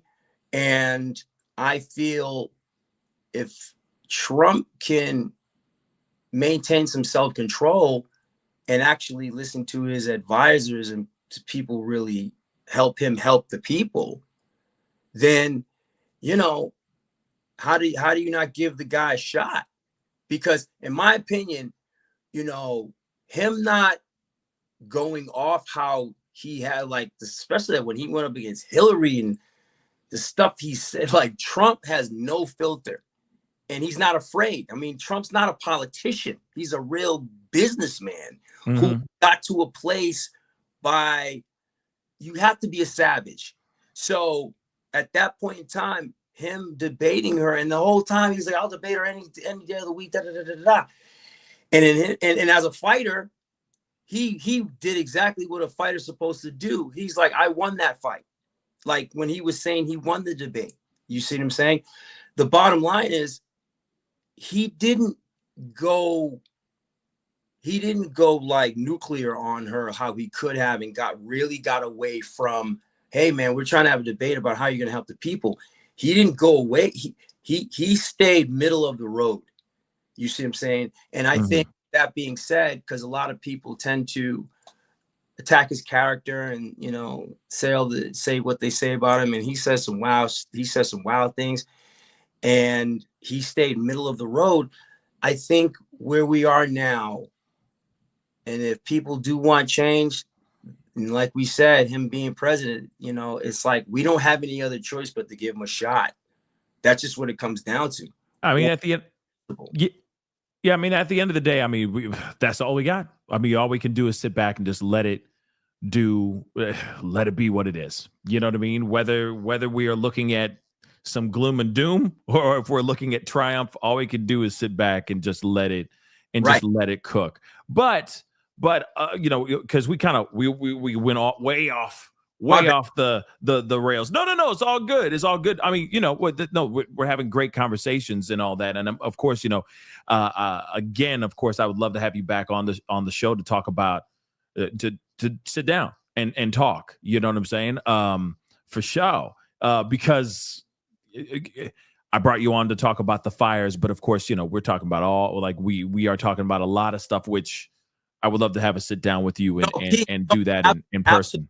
Brother, absolutely. Because if you think about it, you know what I'm saying, where we are now today, I guarantee you, if you and I were ever to be in the audition rooms like we were in New York or where have you, and we would have said, hey, I bet you in 2020, they're going to shut the country down, or 2021 or whatever. And you'd be like, get the hell out of here. There's no way. Right. We would never think that the country would get shut down the way that it did. And it did. So the fact that happened, you have to say, well, damn, what else can happen? Or what else are they discussing? Because technically, this is a free country, but then I can't go outside. I can't go to a restaurant. I have to take this type of shot, or I can't, I can't, have influence on, my child's, health care or whatever is happening. Like if we would have 10 years ago had this is what's going to happen, we would say you're crazy, but it's here now. You know what I'm saying? And the one thing I will stress, because I know it's coming, is all the people out there who are suffering and going through something. I'm going to tell you guys right now, it is okay to not be okay. And to make it a point to let someone know if you're not in a good space, you're not in a good mindset. All the people who are going through the stress and strife, talk about it, get it out. Do not keep that in. Do not keep that in. Because what I've learned as a sober man, and I've gone through my own, trials and tribulations, is embrace all feelings. Because sometimes, especially as men, we think, and then me being on TV and movies, I got to always be on point. No, man. I'm feeling this stuff out here the same as people out there in North Carolina or Indiana or wherever the case is. Like, I don't like people suffering. You see what I'm saying? And as a recovering alcoholic, I went through a dark time to where I know what that's like, to feel like no one's hearing you, no one's understanding you. Stuff just feels like it's all bad. It's never going to get better. I know what that feels like, and it's okay to feel that way. But absolutely is not talking to someone about it, because we always think that we got to be, I'm good. Nah, hey, you okay? I'm just tired. No, man, it's not always you're tired. I'm pissed. I have no money in the bank, or my brakes just went out and my paycheck is barely paying for groceries, but now I can't get to work because I don't have brakes. Like, you got to talk about those things. And then we have to come together, as we did, and help someone put their house, help people put the fire out, or, hey, let me give you a ride to work, or, take my car, or can I cook a meal for you? You know what I mean?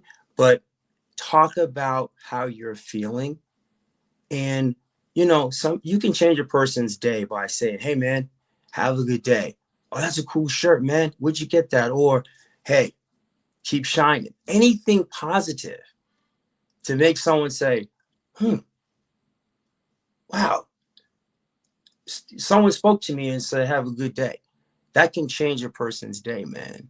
Because anyone's going through. But I just don't want to see, I know that the death toll is rising, and this is going to hit people to where they don't think this is the end. and they're, you know, I don't have anything else. So why do I want to live? Nah, man, there's plenty to live for. There's plenty to live for. Well, you know, I'm glad that you said that, and you know, I'm gonna applaud to that, because damn right. Okay.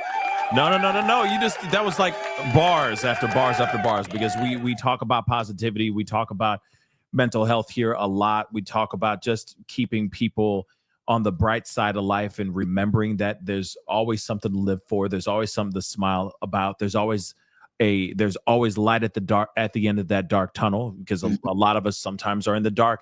And that's one thing that I'm really concerned about more than ever right now, because 2025 kicked the door open and said, hello. Yeah. You're going to know my name. You're going to remember me. And especially with right now, with this whole fire that's going on, a lot of people rang in the new year in LA with thinking like, we going to kick some ass this 2025. And then all of a sudden, whoosh, everything goes up in flames, because instantly everyone goes, hey, 2024 sucked, or the past year sucked. I'm going to fix these things. I'm going to get my gym body on. I'm going to eat better. I'm going to do better. We're going to make millions this year. And now this happens. Right. And I feel like what you just said, it rings so true, because I think a lot of people were getting out of that slump of the holidays, or of the realization that last year was not so great for them, and then suddenly get slapped up the side of the head with a house burning down, or everything up in flames. It's a place that I feel like a lot of people feel very, very stuck and very lost. And I guess for right now, especially those Angelinos that are watching the show that have had their house burned down, aside from them looking for shelter or looking for a place to stay, what would you recommend as far as for them who are just trying to find, I don't know, some sort of positivity right now? Because this is devastating. It's hard to turn any corner and all you see is soot and burning ash. Where can they go, to find some sort of emotional and mental health refuge? That's a great question. There's, for me, I have my group, my AA group, and a lot of sober brothers and sisters who we empower each other and make sure that even if we're just giving some positivity to help you through the day, or something to kind of like smile about, or to let someone know that, hey, if you're going through something, give me a call. I think that with this situation, and it's tough too, Pascal, because they may have a crisis hotline that's affiliated with the fire victims of LA. I hope so. I think first and foremost, look at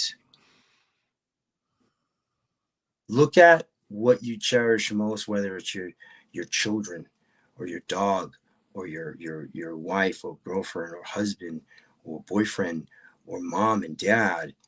And at the end of the day, we have each other, because the materialistic stuff is kind of like, everyone's always like, oh man, I got the coolest car, I got the biggest house, I got the most money, but that stuff just went up in smoke.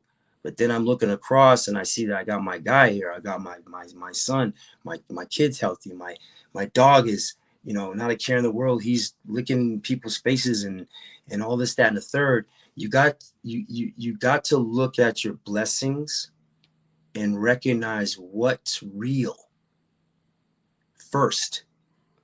And if it doesn't quite hit based off of whatever you're going through internally, that's not allowing you to see those blessings, take a deep breath, exhale, and keep asking until you get an answer that fits you.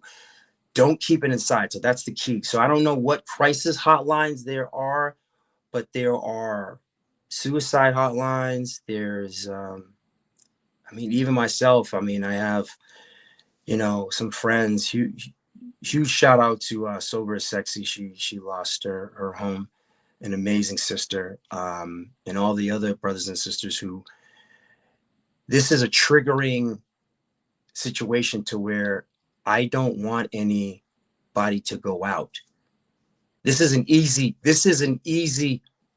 excuse that, you know what, I'm gonna have a drink, or I'm gonna do some drugs. No.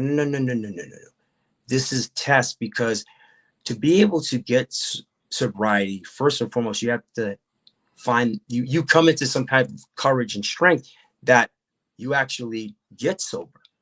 That is so huge. And so huge shout out to my brothers and sisters who were in the fight, who are still struggling. And for the people who may not, you know, be in that fight, but are in a fight of life, find your blessings, find God or whatever your higher power is. Take that deep breath, exhale, and allow yourself to embrace all those feelings. And then say, I'm going to go call someone whom I may not have spoken to, or when I speak to this person, they make me feel this way. I may go watch a movie that always makes you laugh, a song that gets me to the right place. Right. But find what works for you until you find it. Okay. No doubt. And then bring someone else into the circle. You see what I'm saying? Because and there may be some people who you don't reach, because they may be so in the darkness because of whatever they had attached to what have you. But the end of the day is, we're going to have to push forward, no matter how you look at it.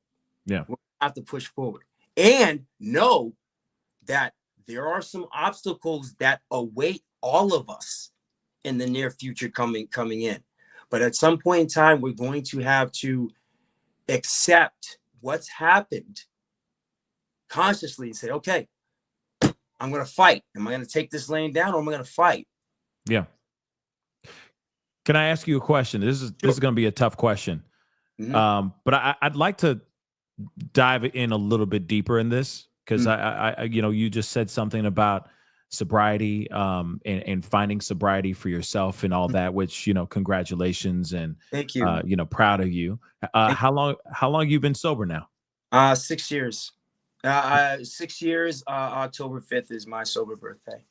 Congratulations, man. That's beautiful. Thank you. So you were just talking about, you know, the tough times, you know, hitting those rough patches, that kind of thing. Can you tell us a little bit about when you hit rock bottom and how you were able to get out of that rock bottom area, and who you went to, or did you have somebody that helped you, you know, hold your hand through the situation, or was it a situation where you had to just pull yourself out of that dark hole? Well, that's a great question too, P. And I think a lot of people will say, "Oh my God, Pooch, like, you're so lucky, and man, I wish I want to be doing that, and man, the money and the cars and the fun, the travel and the women, the toys and all this, that, and the third." And for me, when I fell into the industry, all I ever wanted to do was act and, you know, make people laugh and entertain. You know what I mean? I'm an artist. Absolutely. And there's a side of Hollywood. And, you know, I'm a kid who grew up in Brockton, Massachusetts, and I fell into the entertainment industry. But, you know, I boxed my whole life, Southern New England Golden Gloves champion. I played football. My dad, who, like I said, who just recently passed away, he said, whatever you do, be the best at it. Don't half-ass nothing. And my dad was very involved in my life. He said, I don't want you fighting in the street, so I'm going to make sure you know how to handle yourself. I'm going to teach you how to fight. So that's how all the boxing came about. And this being an athlete, you know, ran track, played football. And I always knew that I was going to do something special. And I loved movies. And I you know, I went to UMass Dartmouth, and there was an open call for a movie, and I got in the movie. I got an agent. I first started off with Dynasty Models in Boston, and then I signed with Abrams Artists in New York, and I never got into it to be famous, and things happened, and then all of a sudden, boom! Like, I mean, I worked with Spike Lee, got the game, you know, know so many famous people, and work with so many famous people, and still, you know, contact and talk to, you know, a lot of famous people and stuff like that. And you get into this world, and it's like Oz. It's like the Wizard of Oz. And when you become a celebrity, and I understand, trust me, I understand when people get so tired of celebrity crap, or these celebrities complaining, or they get this, or we do this, you know, because when you're a celebrity and you're making money, you don't have to want or ask for anything.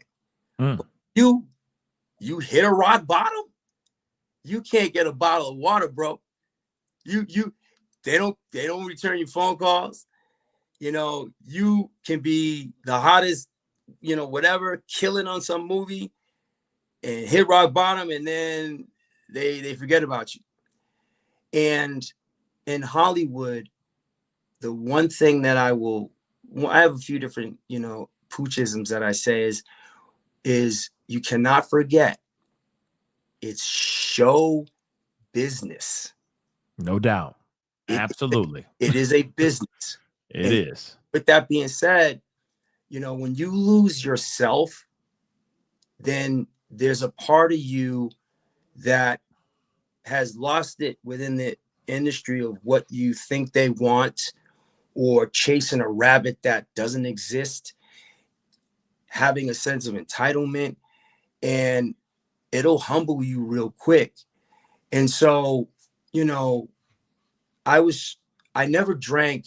I mean, I drank, but like not how I did in the industry, in a sense to where when I went from the game to Ray Donovan, you know, it was sad. It was a sad transition, but I made it like to the league per se. And I'm working with all these, you know, Oscar award-winning actor with John Voight, and Emmy award-winning like Liev Schreiber, and I love these guys so much. And you know, huge shout out to my cast of the game. I love everyone over there. Yeah. And I love the fans, but there was a part of me that was heartbroken in a sense, or homesick. But I was over here in, you know, the A-list world, but I wasn't as happy as I thought I was going to be. And all of a sudden, you know, I go from working every day to like working once a week, and everyone's like, "Oh man, that's the life. You're getting paid all this money." And then like it's not always about the money.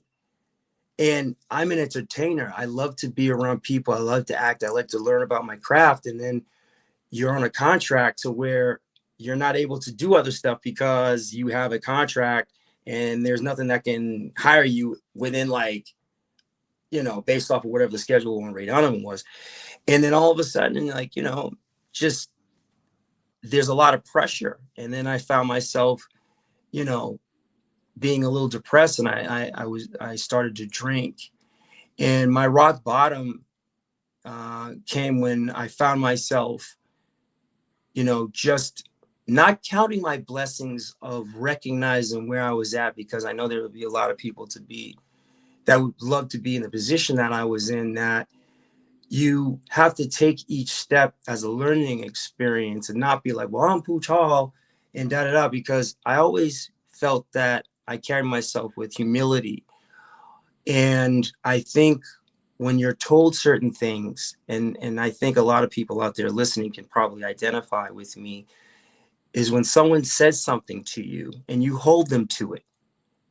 And then when they don't, you feel like, well, like you lied. Right.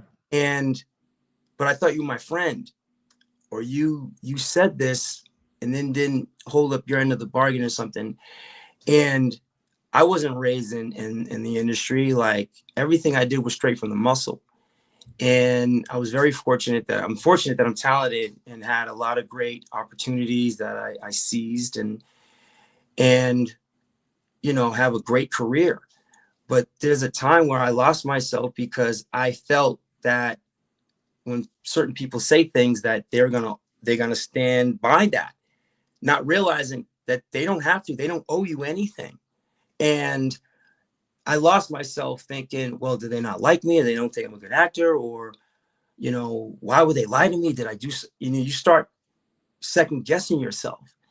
And it got really hairy for a period on Ray. And I got into a DUI, and I had my son in the car. Yeah. And you know, it was all over TMZ and all this, that, and the third. And, you know, for me, you know, I got to see myself, P, and I was like, wait a minute, is that me? Nah, that's not me. And then it's like, no, that's you. I couldn't blame anyone else. So when we talk about accountability, it's like, I can't say that was Pascal driving the car with my son in it, like drunk. I can't say that was, you know, Governor Newsom who was driving the car. I can't say that. It was me. So what my program has taught me is that you have to own your ish. And you're not going to be able to start the healing factor until you recognize, like, hey, I might have a problem. And not might, I do. So what are we going to do about it? So you got to take that action to get yourself right. Because as you're looking at yourself on TV for something negative, yes, I'm on TV, but that's not what I want to be known for. No doubt. So then what is it that, okay, so, you know, the DUI happened, you got pulled over, your son was in the car with you, that kind of thing. If you mind me asking, you know, if it's okay, did your son know that you were inebriated, or what was going on? You were picking him up from school? What's the story behind that? Oh, it wasn't like that at all. He was 2. And it's a time in my life that I was not proud of. And trust me, I mean, every name in the book, people said he doesn't deserve to have kids, and he needs to be thrown underneath the jail. And, you know, I would love to just be locked in the room with him or whatever. You know, I wanted to kick my ass. You know what I mean? And when you actually see that, and for me, when I realized I could have really hurt my son, I could have hurt myself, or I could have hurt someone else.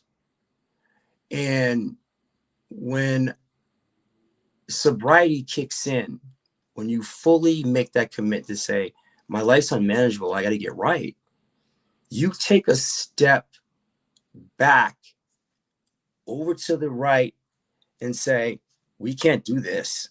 What do we need to do to make it right? So you jump into the program. I did my share of rehab. And I tell this story, Pascal, because I'm not ashamed of it, because it happened and I'm not that guy anymore. You see what I'm saying? You're human and you grew from it, and and now you are a better person from it, right? And no one lost their life, thank God. No, right? It was a big, huge wake up call, which is you got it. You 6 years sober, which is freaking amazing. So, you know, it's real work, but, you know, like I say to people in the industry, and I'm not blaming the industry. I love working in the industry. It could be the most amazing place, and it could be a dark place.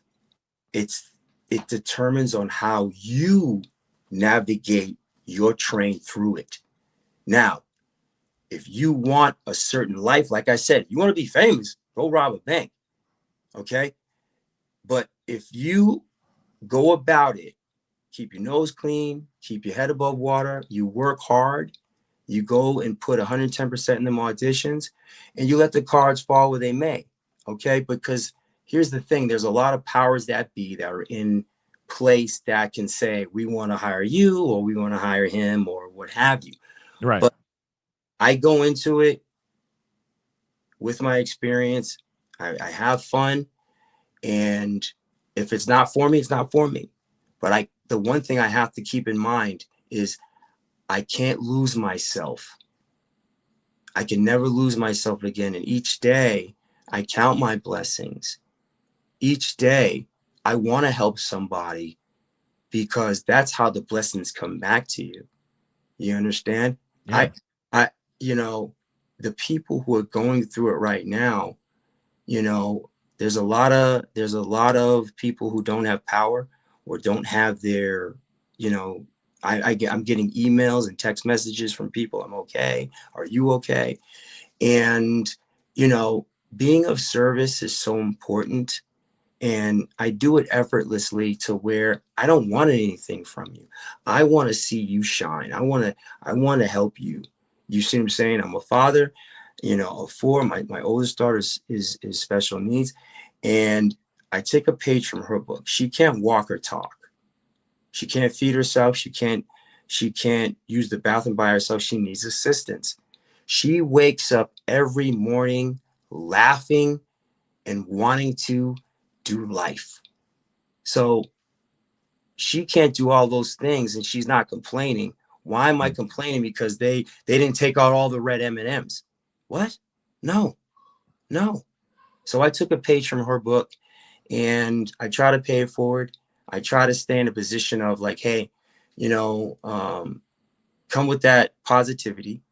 Try to make sure people know that, it may seem like that no one else can hear you, or no one's seeing you or hearing you. You got to be able to see yourself first. And if you don't like what you see, you got to find out why. And finding out why is talking about those things that are bothersome to you, whether there's a bully in school, whether there's. We lost him. Uh-oh. Chances I'm wasting away gambling or something. You know what I mean? But you got to be truthful with yourself before you can expect any type of change or anything to come into your life to help you change. You got to be truthful with yourself. Absolutely. I mean, I agree with that 110%. And I mean, well, first off, I want to say I appreciate you just telling your story to us. You know what I mean? Because I know it's a lot. But you seem very much like an open book, right? So I'm sure this is not the first, nor will it be the last time you tell that story, right? Because it may be not only just helpful for you, but it could be helpful for somebody else who's listening to your story right now as we speak, that might be like, yeah, I need to change my ways, or I do need to find a group, or I do need that help, or I do need to look into my children to find that bright light, try to find that positivity. Everyone's going through something. Everybody is. Yeah. I mean, it's, and that's why, like, when I see my kids, and my kids will tell you, I'm tough. You know what I mean? But I'm fair, because I know what's out there, and it's just me being a protective dad. But the one thing I can honestly say that I'm different from my mom and dad is being able to listen and, put things into perspective, and just being transparent. Because here's the thing. So much has changed since you and I have grown up, from social media to, they don't go outside. I mean, my sons, they're heavy into basketball and sports. So they're around a community of people and getting structure and discipline. And my daughter is an entertainer. She, she's in college right now, but like, she's a super talented dancer and entertainer. Like, their ceilings are high.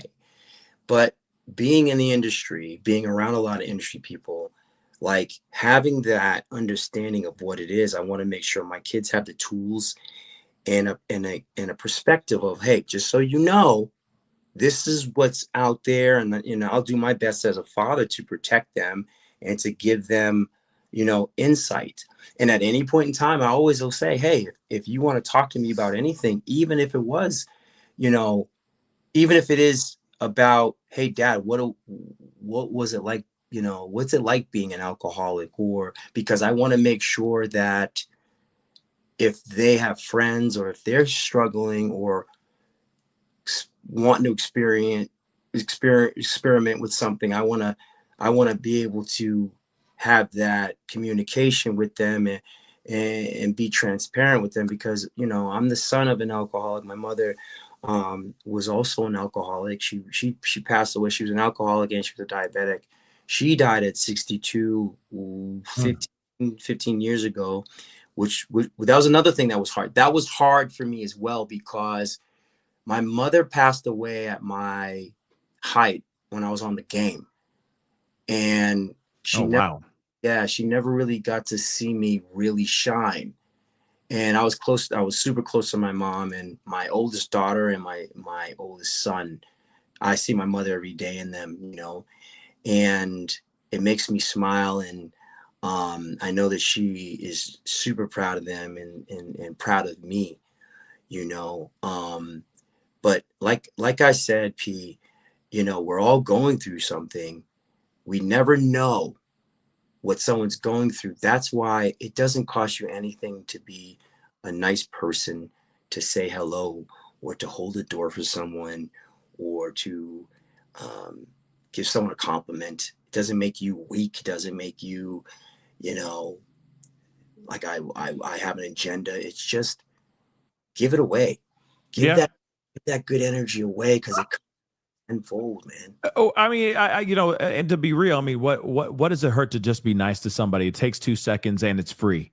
And and at the end of the day, it helps you. If you really think about it, it makes you feel good. So why not just be nice to someone? Hold the door open for somebody for 2 seconds. It takes 2 seconds. You know what I mean?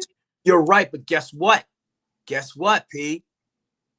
Like I said, sometimes we don't know what someone is going through, where somebody internally can be going through something where they're projecting this crappy energy out to people, and you try to you stay positive and what have you. You can't save everybody, but if you try to lead by example, that's why a lot of my brothers and sisters, when I first got into the program, I was like, yo, what is that? It's an energy and a light, and I had to get my light back.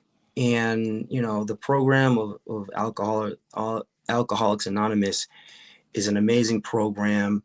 And I'll be honest with you, I say this all the time sometimes when I'm sharing, that people who aren't alcoholics can benefit from the program. Go to an open meeting and just sit and listen. The perspective that you get and the information sometimes, or the things that you hear, will change your life. And I'll tell you, when I first went through my situation, I thought I was the worst, lowest human being on the planet Earth. Like P, I couldn't look at myself in the mirror. I hated myself. Then I heard someone's story that was worse than mine. And I was like, whoa. I cried when I heard her story. It was like, whoa. All of a sudden, my story didn't sound so bad. And I'm like, oh my God, I would have never wanted to be that woman. But when you hear that, it gives you perspective, and then you see their strength, and then you want to get behind that, and you want to help her stay where she's at. I want to help him stay where he's at. You know what I mean? Yeah. And then we learn from each other, and then we go and give it away. It's an energy that I feel can be beneficial to everyone, and stay in a good energy. And that good energy is needed more now than ever. Oh, it's needed. It's been needed for years. It's years overdue. But I'm curious though. Mm-hmm. You said that you had to find your light, and I'm very curious about this. Do you remember when you realized like the light came back? Do you remember the moment And can you give us that little anecdote? Oh, bro. So when you mention rock bottom, so when you hit a rock bottom and when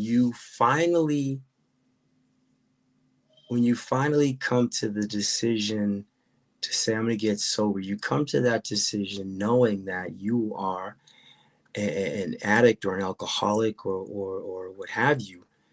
And it's almost like someone holds a mirror up to you, be like, yeah, see, this is the definition of an alcoholic. And there's your face. So I was like, it's hard to admit. But then when you admit it, it's such a release. And so all of a sudden, there's all this darkness and this fog. And when I finally realized that I was an alcoholic, I could breathe again. Accepted the fact that I'm an alcoholic. So then it's like, well, what are we going to do about it? And then you go through your steps. You go in the programming. For me, I went into rehab and I learned so much in rehab. Do you mind if I ask you something really quick? I don't mean to interrupt you. Sorry. It's okay. Well, you went to rehab. Now, is there a specific, I'm going to sound really dumb here, so just ride with me, okay? Okay, just completely uneducated here.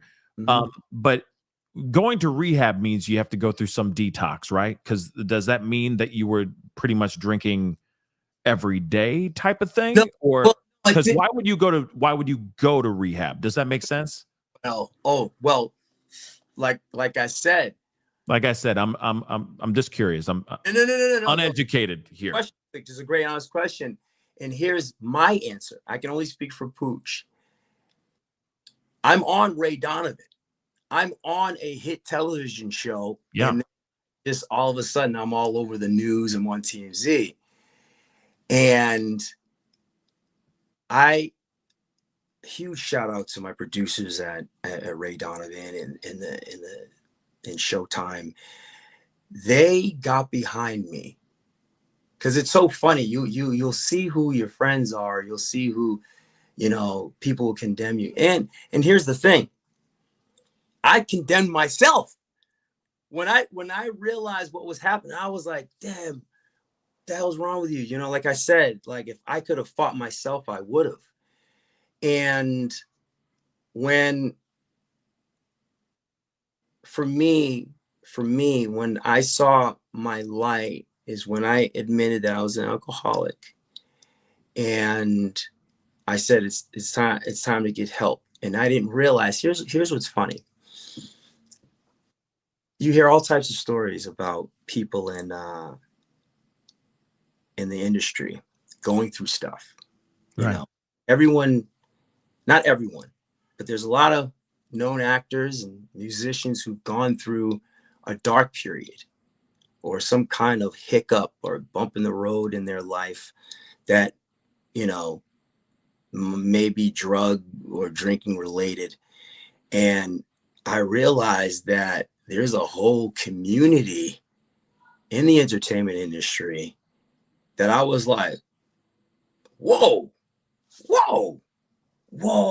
And you don't even know it. And then when you get in there, you see this brotherhood and sisterhood of love, and nobody's condemning you. Nobody's judging you, but everyone's loving you and helping you get to a place that the light, we're all given a light. I don't care who you are. God gave each and every one of us a light. And in the program, they want us to find that light again. And then so you shine on someone else's darkness to bring them out of the darkness and help them find their light, if you will. And I had so much support. There's a lot of amazing fans that got behind me as well. But my producers, they said, we gotta help. We gotta get you some help. And you go through the whole legal situation, and it's part of your, rehabilitation as far as to be either a criminal or a felon or whatever the case may be. You gotta do the time. You have to put that work in. And there was a lot of stipulations that were in place that I had to do to not be, to be first and foremost to make sure that I'm able to be the father that my kids deserve and around my children. First and foremost, we got to make sure that I'm safe and that they can be around me. And I can't breathe without my kids. So I was like, whatever it takes, because when I saw on TMZ or I saw on the news, I was like, that's not me. That's not who I am. You know what I mean? And my journey wasn't to prove to you guys. It was to prove to myself that I'm not that guy. You see what I'm saying? So inside, you go through, step work, intense therapy, and that thing we call accountability. And then you pick up tools, and then you find a community that we all speak the same language. And it's a language of love, and it's a language of empathy, and we care, and we want to make sure that you have a shoulder to cry on, an ear to talk to, and or a helping hand up. And we check in with each other, different randoms. It could just be random, but when you are in the program, we're like, you know what I mean? A good feeling. You know what I mean?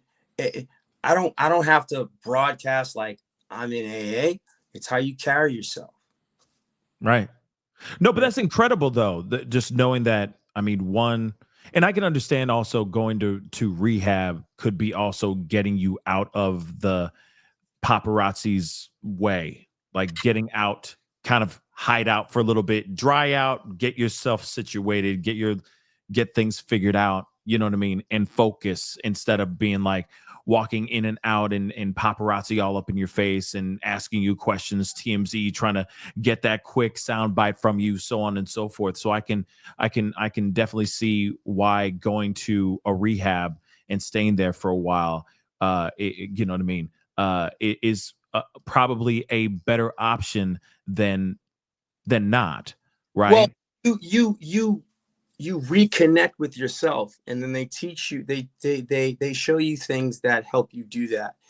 And then once you start vigorously, putting in the work and working in the big book and everything, you find so much out about yourself. Like, I personally feel I'm a better actor from it, and a better human being, and a better father. Like, it breaks my heart when I see people struggling out there, from homeless people, and the homeless stuff and is so bad. And some people are unfortunate. I mean, some may be involved in the, whatever they may have going on in their lives, from mental health to drugs to just feeling that life's handed them a bad hand.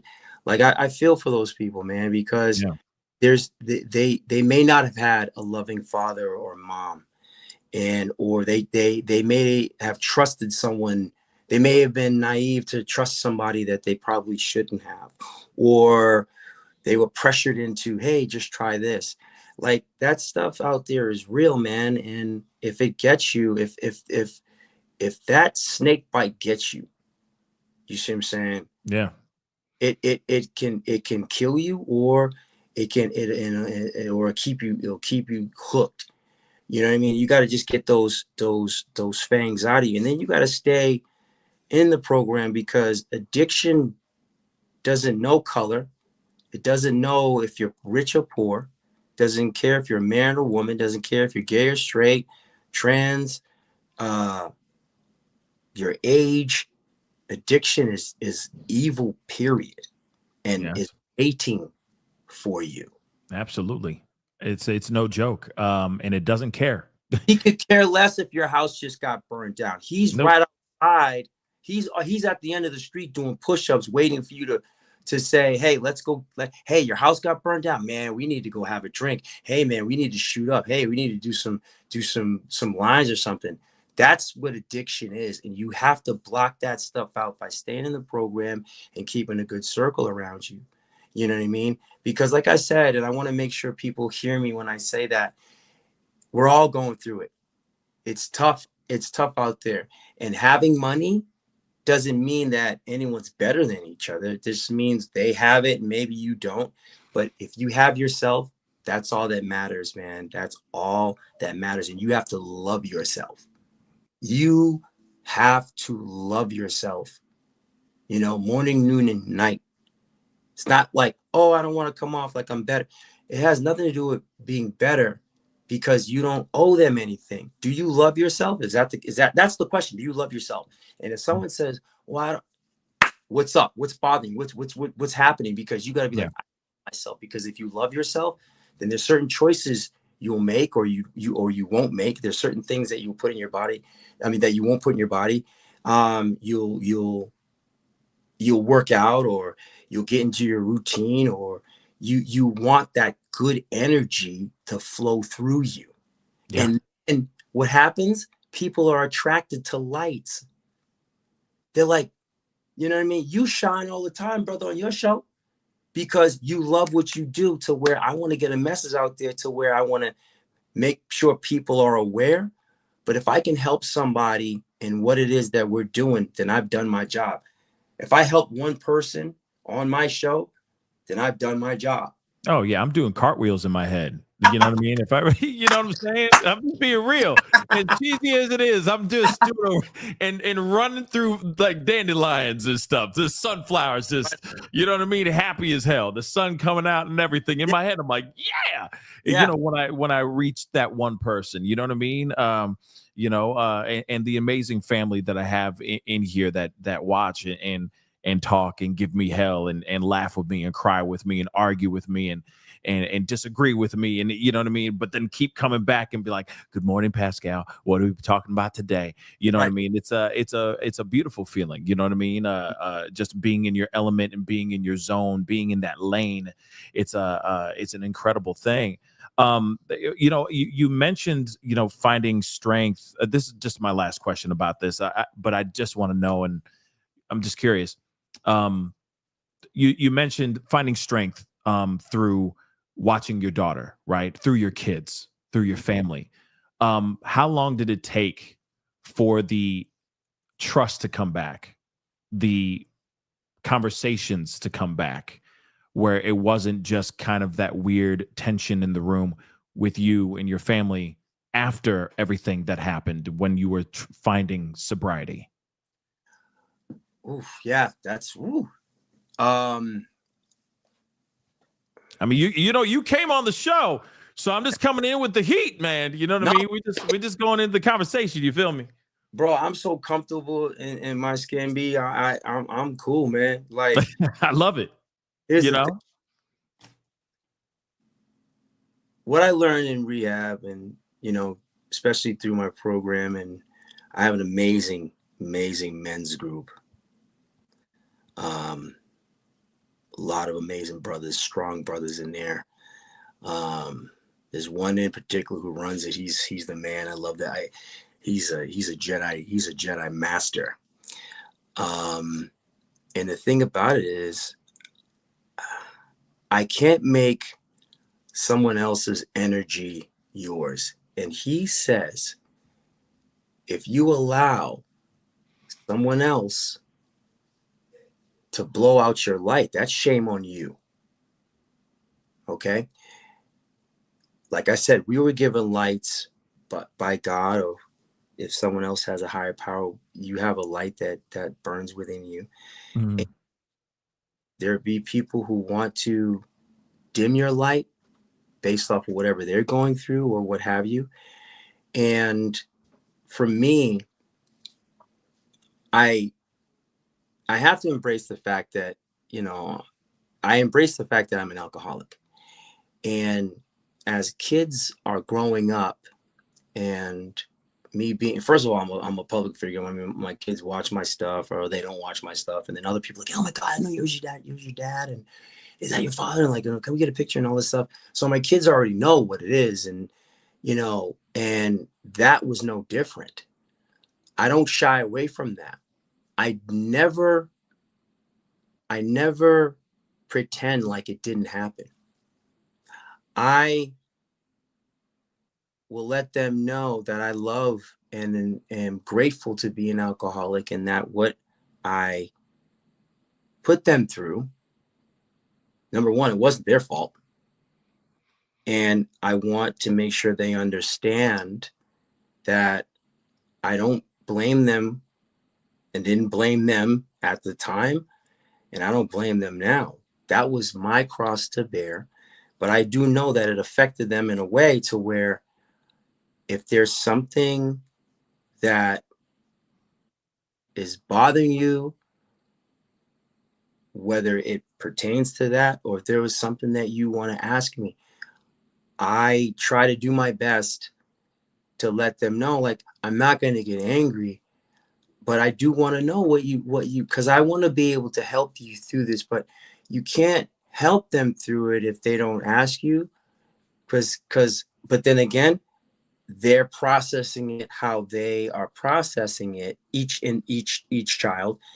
And I think what I do is I try my best to approach it with love, but also making sure they understand I'm still the parent. I'm not that dad. You know what I mean? That is not who's here today. But right. I want to make sure you know that I know that you know about that dad. You know what I mean? Or if you weren't really sure what was going on, if you want to ask me, you can. You know what I mean? Because I don't want you to feel you can't talk to me about certain things.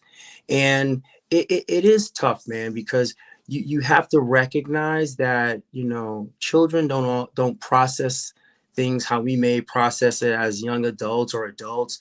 Kids could be confused. They could be angry, right? Because they don't understand. But, your actions and how you carry yourself will either help them come around or they may never come around. But I don't get angry at that, or you don't judge them on that, because guess what? It was me who was part of that, why they feel that way. You got to own that. I own that. And I don't shy away from it, nor do I run from it or try to act like it never happened. You see what I'm saying? It was like I was talking about the fires. There's no water.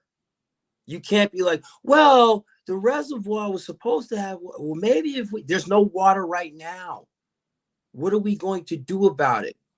And you gotta have a plan. You can't be like, oh yeah, we're gonna, and then it's like that mother has to be able to see the water trucks filling up the thing, or now they're gonna have to be like, hey, every 6 months, we're gonna send you guys a whatchamacall for you guys to check the water meter to make sure, to let you know that there's gonna be water in the hydrant, whatever the case may be, to let you see that they are being accountable and they're taking action to make sure you're safe. And that is what I have to do as a dad, is to make sure that my kids are safe, because there was a time that they weren't.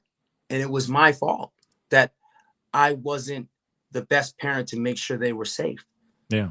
So that's my job as a parent, is to protect, to teach, to nurture, and to love. You know what I mean? That's my job.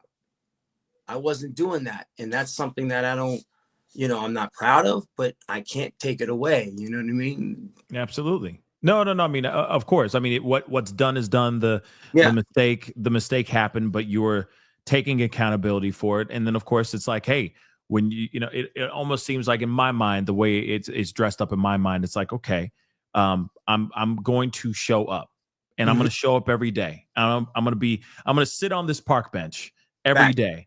And one day hopefully you'll be right there sitting right next to me. That's I right. understand right now it's going to be empty, but I'm going to show up every day and sit at this park bench. But I'm going to keep doing the work. I'm going to keep working on myself, keep showing up, Yes. keep showing proof that I am, responsible, and that I'm a loving and doting father. And then one day when you're ready, that park bench seat is going to be wide open for you. Facts. And I can't wait for you to sit right next to me. Facts. But when you do sit down with me, that means you're ready to move forward. And then we're going to move forward together. And I think that's what what you basically are breaking down. Like, it just took a little bit of time, but eventually things come around because you're putting in the work. Sobriety is a tough thing, especially dealing with addiction. It is not an easy ride.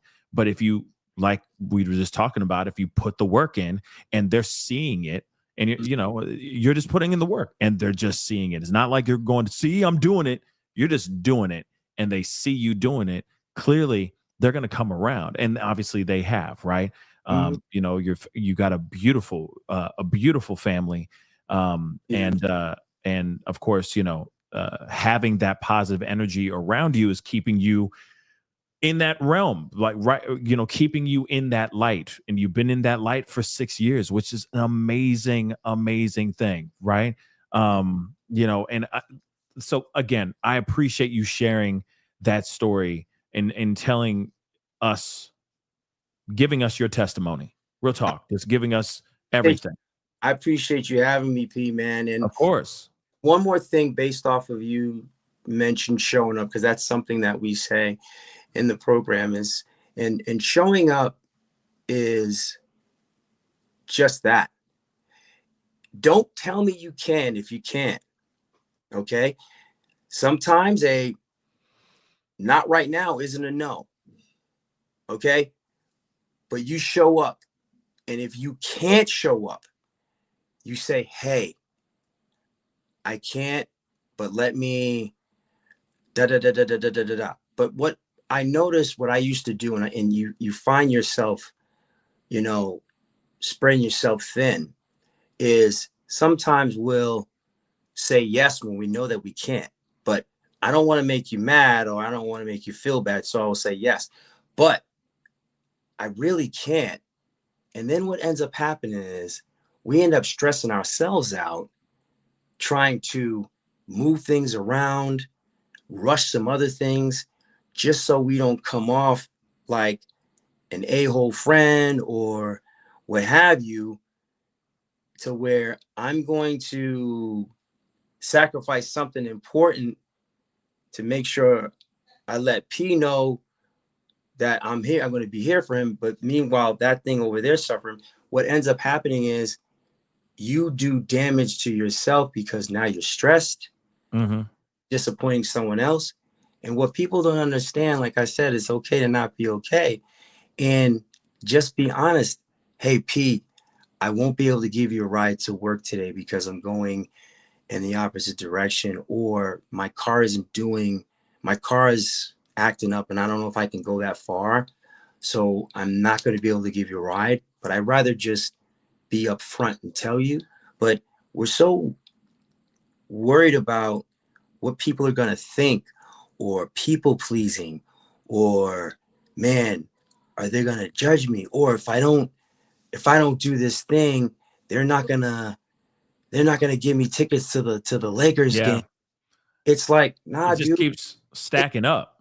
Right. But that's people not being, in my opinion, not comfortable in their own skin to be honest and transparent. Because think about this, when next time someone asks you something, to do something or for something, and you really can't, and then you say, I can't. And then they're like, oh, they may be upset or a little bit, or why? Or like, and then you just tell them honestly, as long as you're not offending anyone or being an asshole, you just tell them why you can't, and then leave it at that. But you got to own it. Sometimes people are like, oh, well, or trying to make up a lie, and you tell the truth because that's the easiest thing to remember, and you just be honest. And guess what? That person who may need a ride, if they need a ride bad enough, they may find it a backup, or you guys are cool. You can actually help them, get a ride or suggest something. But just be upfront and honest about whether you can or you can't. And if you can, then show up. Absolutely. Show up. I'm with that 100%. Man, Pooch, again, thank you so much for being on. I honestly didn't know we were going to go into this conversation or into the conversation was going to go the way it went. But at the same time, it was amazing. Thank you. Man, we should just do our own podcast for crying out loud. I'm just being dead ass. I'm being dead ass, man. Because we could definitely have conversations for like 6 hours straight without even thinking twice. And we both have opinions. We definitely do. And there's a lot of stuff going on in the world. But again, I'm dead serious about getting you out here because I need to have you out here so we can sit down, have a real face to face, have that real conversation. And people are saying, gotta have you back on and all that. Oh, also, this is something I need to pull up here too. Rock On just said this. Thank you so much for the love. She says, I'm 33 and a half years sober. Yeah. And that's beautiful. And she's in the fire zone as well. She is in the fire zone. So they might take our homes, but not our sobriety. Stay in the no matter what club. I salute you. And that's what she's saying that to you, Pooch. So, there's a lot of people coming in and saying, how many years they've been sober and all that in the chat and all that. And I love seeing that. I love seeing people finding their light and staying in the light, finding that sobriety. But again, Pooch, I appreciate you coming on. You are more than welcome to come back anytime, bro. What do you say? We're gonna do it again, bro. Come on. Okay. I was about to say, damn it. You know what I mean? It's crazy. It would be crazy if we didn't. Okay. It'd be crazy if we didn't. But it's always a fire conversation with you. So I'm really happy we're able to have this on camera and for everyone to hear, some of these fire conversations that we actually do have. So, Pooch, again, many blessings to you, brother. And man, we'll be talking soon. Oh, be safe out there, man. Because I it's out there, it's percolating. So just be safe. And all the people out there in that fight, please stay safe. And if you're going through anything, please reach out to somebody. Let them know how you're feeling, how you're doing. And if somebody is not reaching out to you, don't get upset because, like I said, we don't know what anyone's going through. We all have our lives. A lot of us are moms, dads, our parents, and siblings, and so forth and so on. And it's tough. We're all expecting and hoping for an amazing 2025, and it still can be. But we have to stay vigilant. We got to stay strong, and we got to stay, transparent to where nobody's better than anybody. You see what I'm saying? We can all learn from each other, as I'm sure, some people have learned from me. And I'm sure in some of the comments, I'll pick up some stuff and be like, whoa, my God, and even you, P, like as I watch your show and I see, the goodness that you're doing, you see what I'm saying? Like for you to go from acting to where it's like, you know what? Damn it, I'll have my own show, to where we have the Pascal show that's doing what it's doing. You see what I'm saying? Then, we get some more, whether celebrities or people who, have something to add to this game of life per se. Yeah. I'll definitely, pass information on. So the people out there who are going through the struggle, my heart goes out to you, especially people in Louisiana. I have a show. Here's the Hollywood plug. I have a show called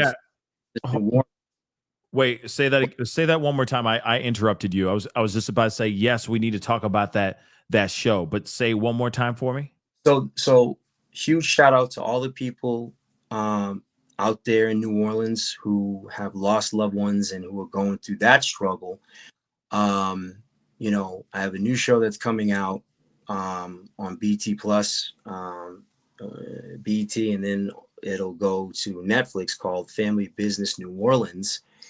And New Orleans is an amazing city that we shot at. And if there's anything that we can do There it is. as a cast or as a you know, as a show, you know, please don't hesitate. You know, BT Plus is behind us. It's a show created by Carl Weber. And, you know, it's sad what happened out there in Louisiana. It's sad what's going on out in the world. But, you know, we got some warriors like Pascal out here fighting for us. And I just want to say thank you to the fans and thank you to UP for having me. And everybody stay strong. Keep the faith. Yeah, man. Of course, we're all here soldiering on, as you said, for all y'all out there in LA, and we're thinking of you guys. Real talk. Is that Banna? David, yeah. Yeah. Is that Banna? Okay, sorry. I got to pull this back up. I'm sorry. Hold up. Bow. Sorry for the left turn. Yes, LA, we're fighting for him. Absolutely. But let's talk about this show really, really quick. What is this show? It's a series. So what's this series about?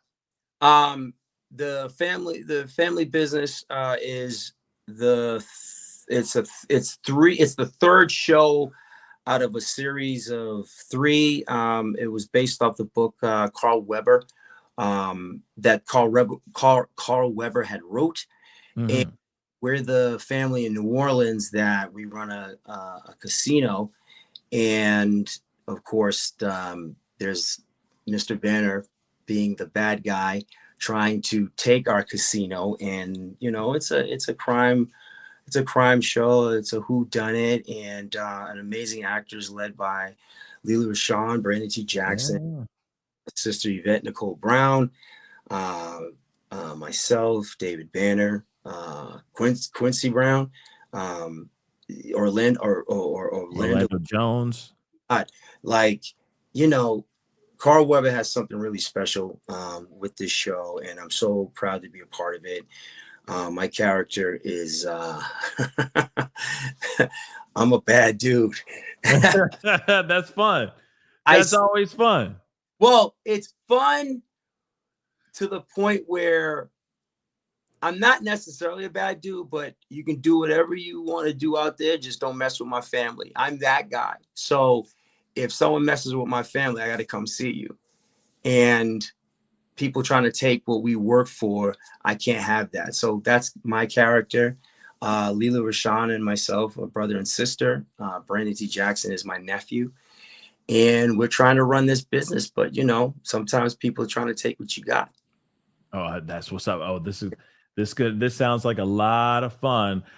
Here's another one, guys. Here's just another photo of the show. Go check it out. Okay. Quincy Brown is in it too, guys. Quincy Brown is in it. Okay. Yeah. So let's take it. What? It's an all-star cast, and we just had so much fun. We literally were like a family in how quickly we came together. And I'm excited for you guys to see it. Yeah. It looks fire, man. I'm excited to see. When does it come out again? January 23rd. Oh, okay, so very, very soon. Very soon. Very, very soon. You could see it on BET Plus. Definitely go check it out if you have that available. Or just go get it for 6 days, for 7 days, and just binge watch the hell out of the series and then jump off. I didn't say that, BET Plus. I didn't say that. Okay. But Pooch, again, thank you so much for being here, man. And, we'll be talking here very soon. God bless you, man. Stay safe out there. Keep back, my brother. Keep up the good work, man. And thank you again. And all the fans out there, you guys stay safe, stay blessed. All right. Talk to you soon, brother. Oh, follow me at Instagram, Facebook, official Pooch Hall, and on X, I am _Pooch Hall. This is your boy Pooch saying peace. See, when you're not watching the Pascal show, you're losing. What he said. Have a good night, my brother. You too, man. Peace. Oh, man, that was great. Pooch Hall in the house. That was fun. That was fun. I'm glad we were able to talk. And I appreciate you guys just allowing us to just talk, and just chop it up and just have a conversation. So I appreciate you guys just riding with us and just kind of going off the rails a lot of it, but I hope you guys enjoyed it. And I hope that there was something out of that conversation you're able to walk away from with, from the conversation with, aside from talking about the fires and all that stuff. But like I said, there's a lot going on still as we speak. So I definitely want to go back over to some of the footage and some of the things that are going on in the fires, because we're still keeping an eye on that. But I'm glad that we had that conversation and just talk. It's been a while. We've been doing a lot of fire talk. So it's nice to have, a friend come onto the show and just talk, talk about everything. So hopefully you guys enjoyed that or appreciated it at least. And if you did, hit that like button down below, please. And thank you. I'd love to get it to 1K. Let's just get it to 1K really quick. That would be phenomenal. Okay. Don't forget to subscribe. I know this was, a little bit off the beaten path of what we have been talking about, which is this, we've been talking about the fires, but we're going back into that for a little bit and talking about that too. But like I said, sometimes you just have to take a minute and just have a conversation. You know what I mean? And just let it roll. And if it goes off the rails, it goes off the rails. It's just, it's y'all getting to know a really great person. Dude is a good guy, real talk. So I'm glad you guys enjoyed the conversation. So I'm going to roll this back a little bit because I think Gavin Newsom's getting interviewed. I'm sure we all want to hear what this is all about, but this is just kind of a little bit of a recap of what's going on. All right. And Linda Glass, thank you so much. Love your show. Love your attitude. You're awesome, Pascal. Thank you so much. I appreciate it. Like I said, I know that not everybody would, as soon as like, oh, you're not talking about the fires anymore, and they jump off. I get that. That's totally fine. You know what I mean? But I do appreciate the ones that did stick around because you found something in that conversation that spoke to you. And that means a lot to me, really.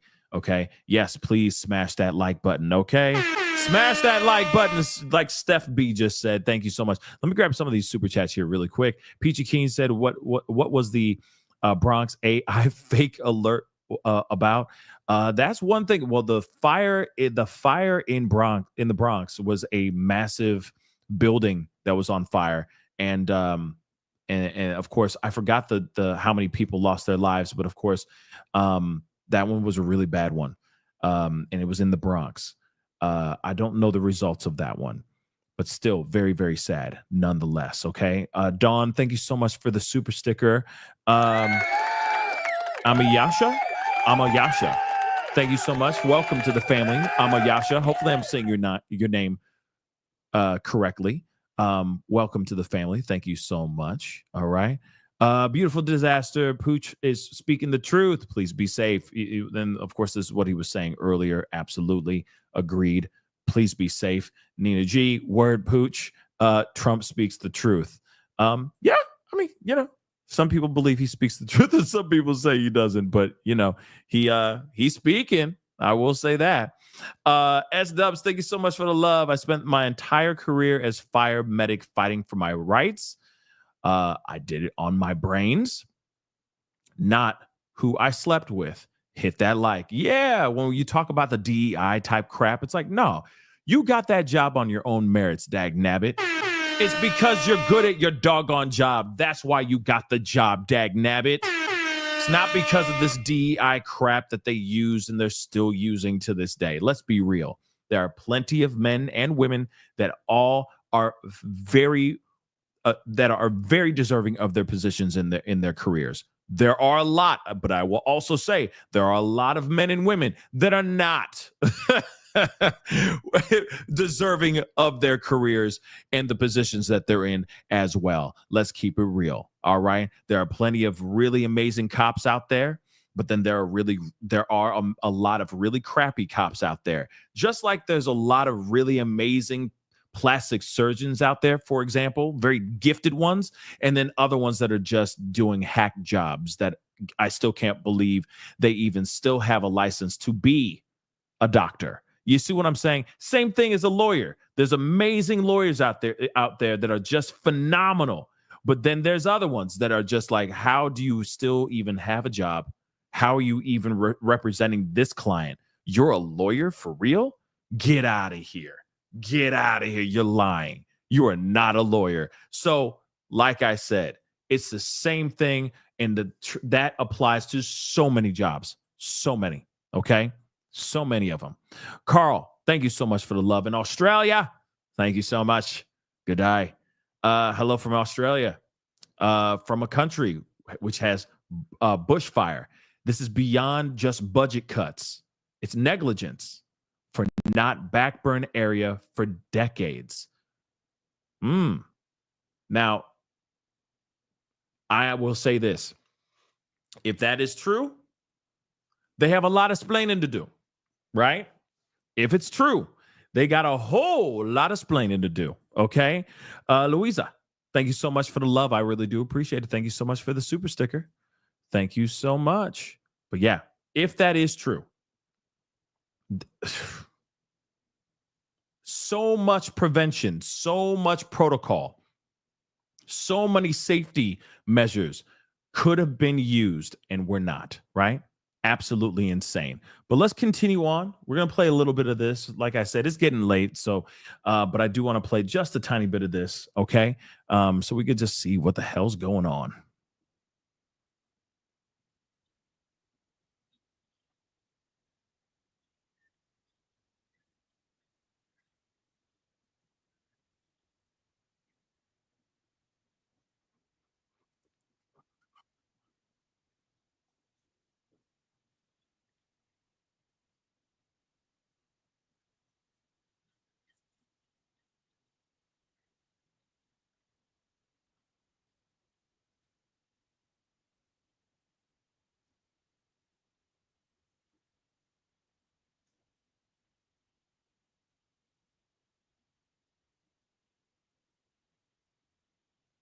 Here we go.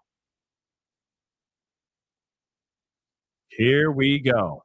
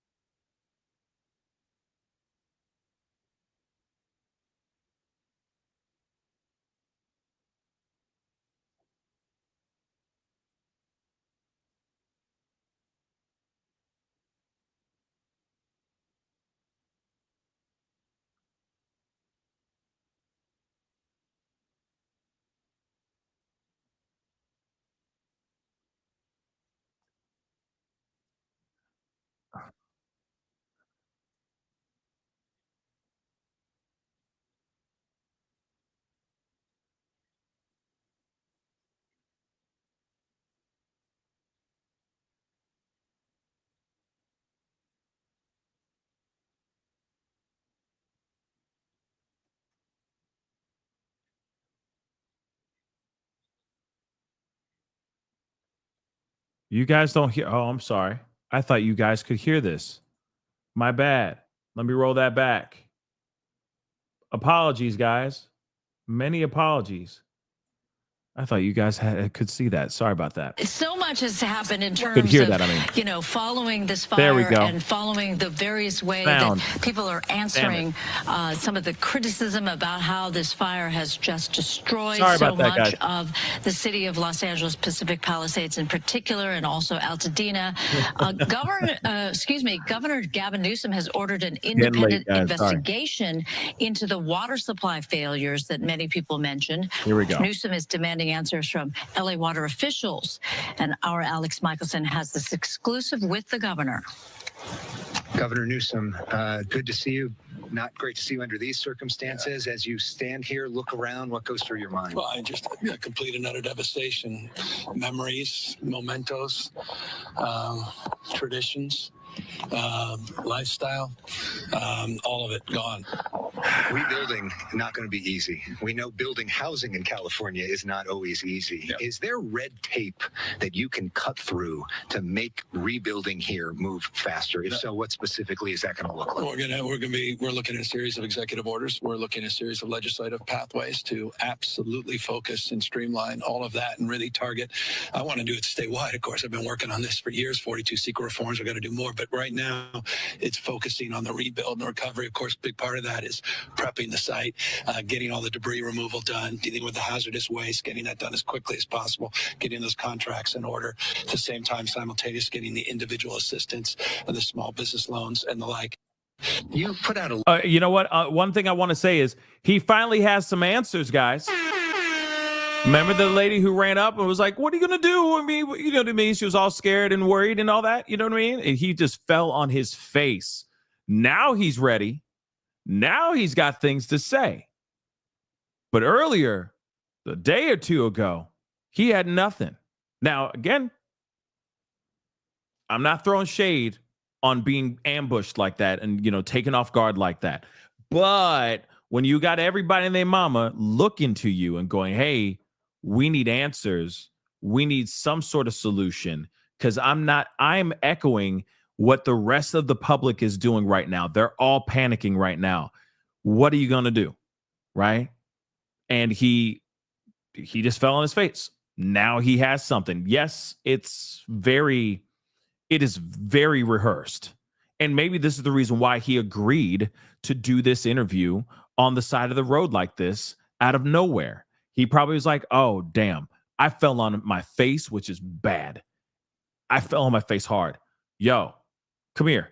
We're doing this interview because it's an opportunity for him not to look like a dumbass anymore. Real talk.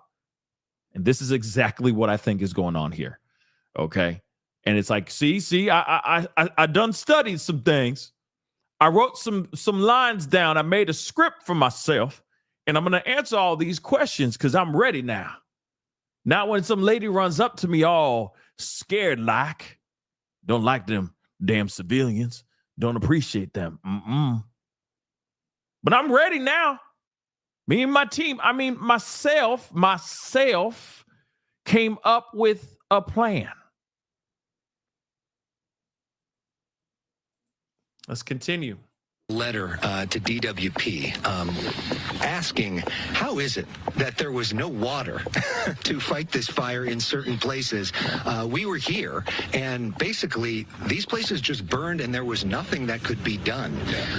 Does the state have any responsibility in that? Is there more the state can do to make sure it doesn't happen again? No, that's what I did. That's what the letter's about. Let's get to the bottom of it. Let's be transparent. Let's move this forward quickly. I'm not interested in the finger point. I want to know what the hell happened, and would it have mattered? I mean, I'll just be honest about it here. Mm-hmm. I talked to all my experts, all the firefighters I've been with. They said we could add an engine on every house. And okay. 90-mile-an-hour winds with all the pressure in the world. So you got to be realistic about that as well.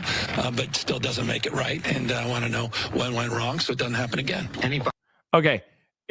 But see, here's the thing. Like, what's really interesting about this, like, I don't know about you guys. I'm sorry, but I don't know about you guys. We're going to continue the rest of this here in a second. But I don't know about you guys. If I was in his shoes, I'd be freaking hot right now. And I would even show it on camera. Like, I don't even understand what the hell's going on. This is ridiculous, etc. I'm getting down to the bottom of it. I'm just as angry as anybody else. Look at what's going on here. I don't know what's going on. I'm angry.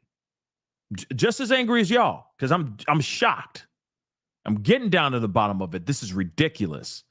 Not this, like, we're just going to get down to the bottom of it. Getting down to the bottom of it. Not that stuff. Sorry. It's fine. It's fine. It's an answer. And he did write it in the paper. So hopefully he's going to get down to the bottom of it. Dagnabbit. But I'd be mad right now. Beyond mad. I'd be containing it as much as I can in my very diplomatic, politician-y kind of way. But at the same time, I'd be mad. And I'd be letting everybody know, yo, I'm just as mad as you guys. This is ridiculous. Not this whole, like, laid-back thing. He's literally standing in a war zone right now. That used to be beautiful.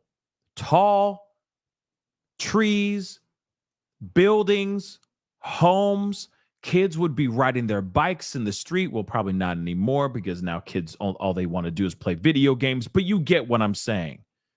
Nice, quiet neighborhoods and all that. He is standing in the middle of squalor and he's calm. It's weird to me. That's just very weird to me. Sorry, it's weird. It's weird. And it's like, I ain't slept because I'm trying to find out what the hell's going on. And we're going to get down to the bottom of this doggone thing because this is some BS, y'all. And I'm not cool with it. But we're getting this whole, like, we're going to write papers and get down to the bottom of it. Politician-y. I don't know. It just feels weird, in my personal opinion. All right, let's go. Bottom line message to the people of California tonight. Well, we care deeply about them. We have their back, and we're going to continue to come back until this is completely rebuilt. Governor Newsom, thank you so much for the time. Thanks for being here. Thank you. It's very... You're welcome.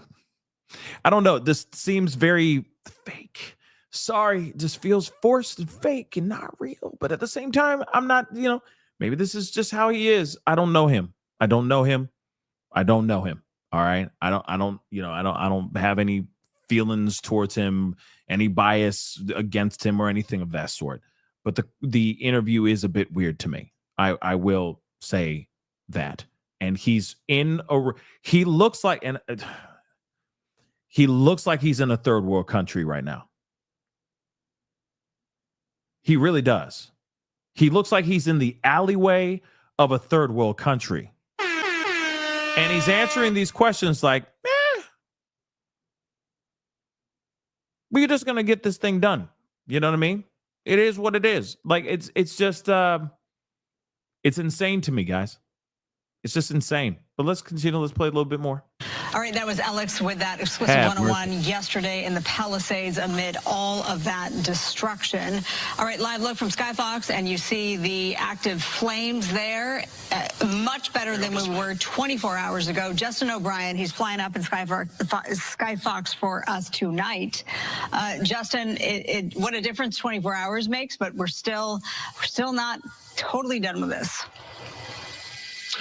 No, not at all, Marla, but it is better. What you're looking at here, this is the western edge of the fire. This is out at Topanga State Park. We saw this earlier in daylight where they had dropped those huge red fire retardant lines. Now, this fire is burning along that fire retardant line, and luckily or thankfully it's on the right side. It's on the side that where the fire has already burnt. Looking at a helicopter here, the night sun there directing it to the ground, and they're going to drop a little bit of water here, I believe. And just a spectacular sight as that water is backlit, dropping down there, not necessarily putting out the flames, but certainly making it cooling it down a little. And one thing I wanted to show you here is we have that fire retardant that's dropped down along that line. As I pull out quickly, the flare-ups are occurring, but again, they're within the fire boundary at this. Slow motion is most definitely better than no motion. I will say that. And this is drastically different. She's right. That reporter's right. This is drastically different from what it was yesterday, like last night. So it is nice to see a change in the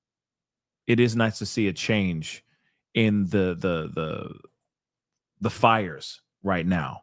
Okay. 1 second. Let me just see where they're at. No, they're just doing another. They're just doing a repeat on other fires and all that. But unfortunately, guys, I need to wrap this show up. But I will try to be back on tomorrow because obviously the fires are still raging on. There's still a lot going on with that. Trust me, we are going to be talking about that for sure and looking into that. There's a lot of other things going on as far as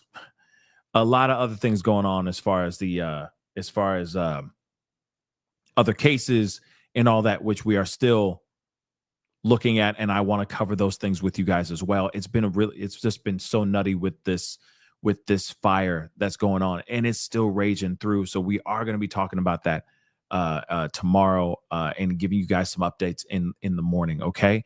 It is getting a little bit late, and unfortunately I got to get going. Okay. Yeah, so we're going to get things moving, but that is the show. I appreciate all y'all for being here. It really means a lot. Thank you so much for being here. Okay.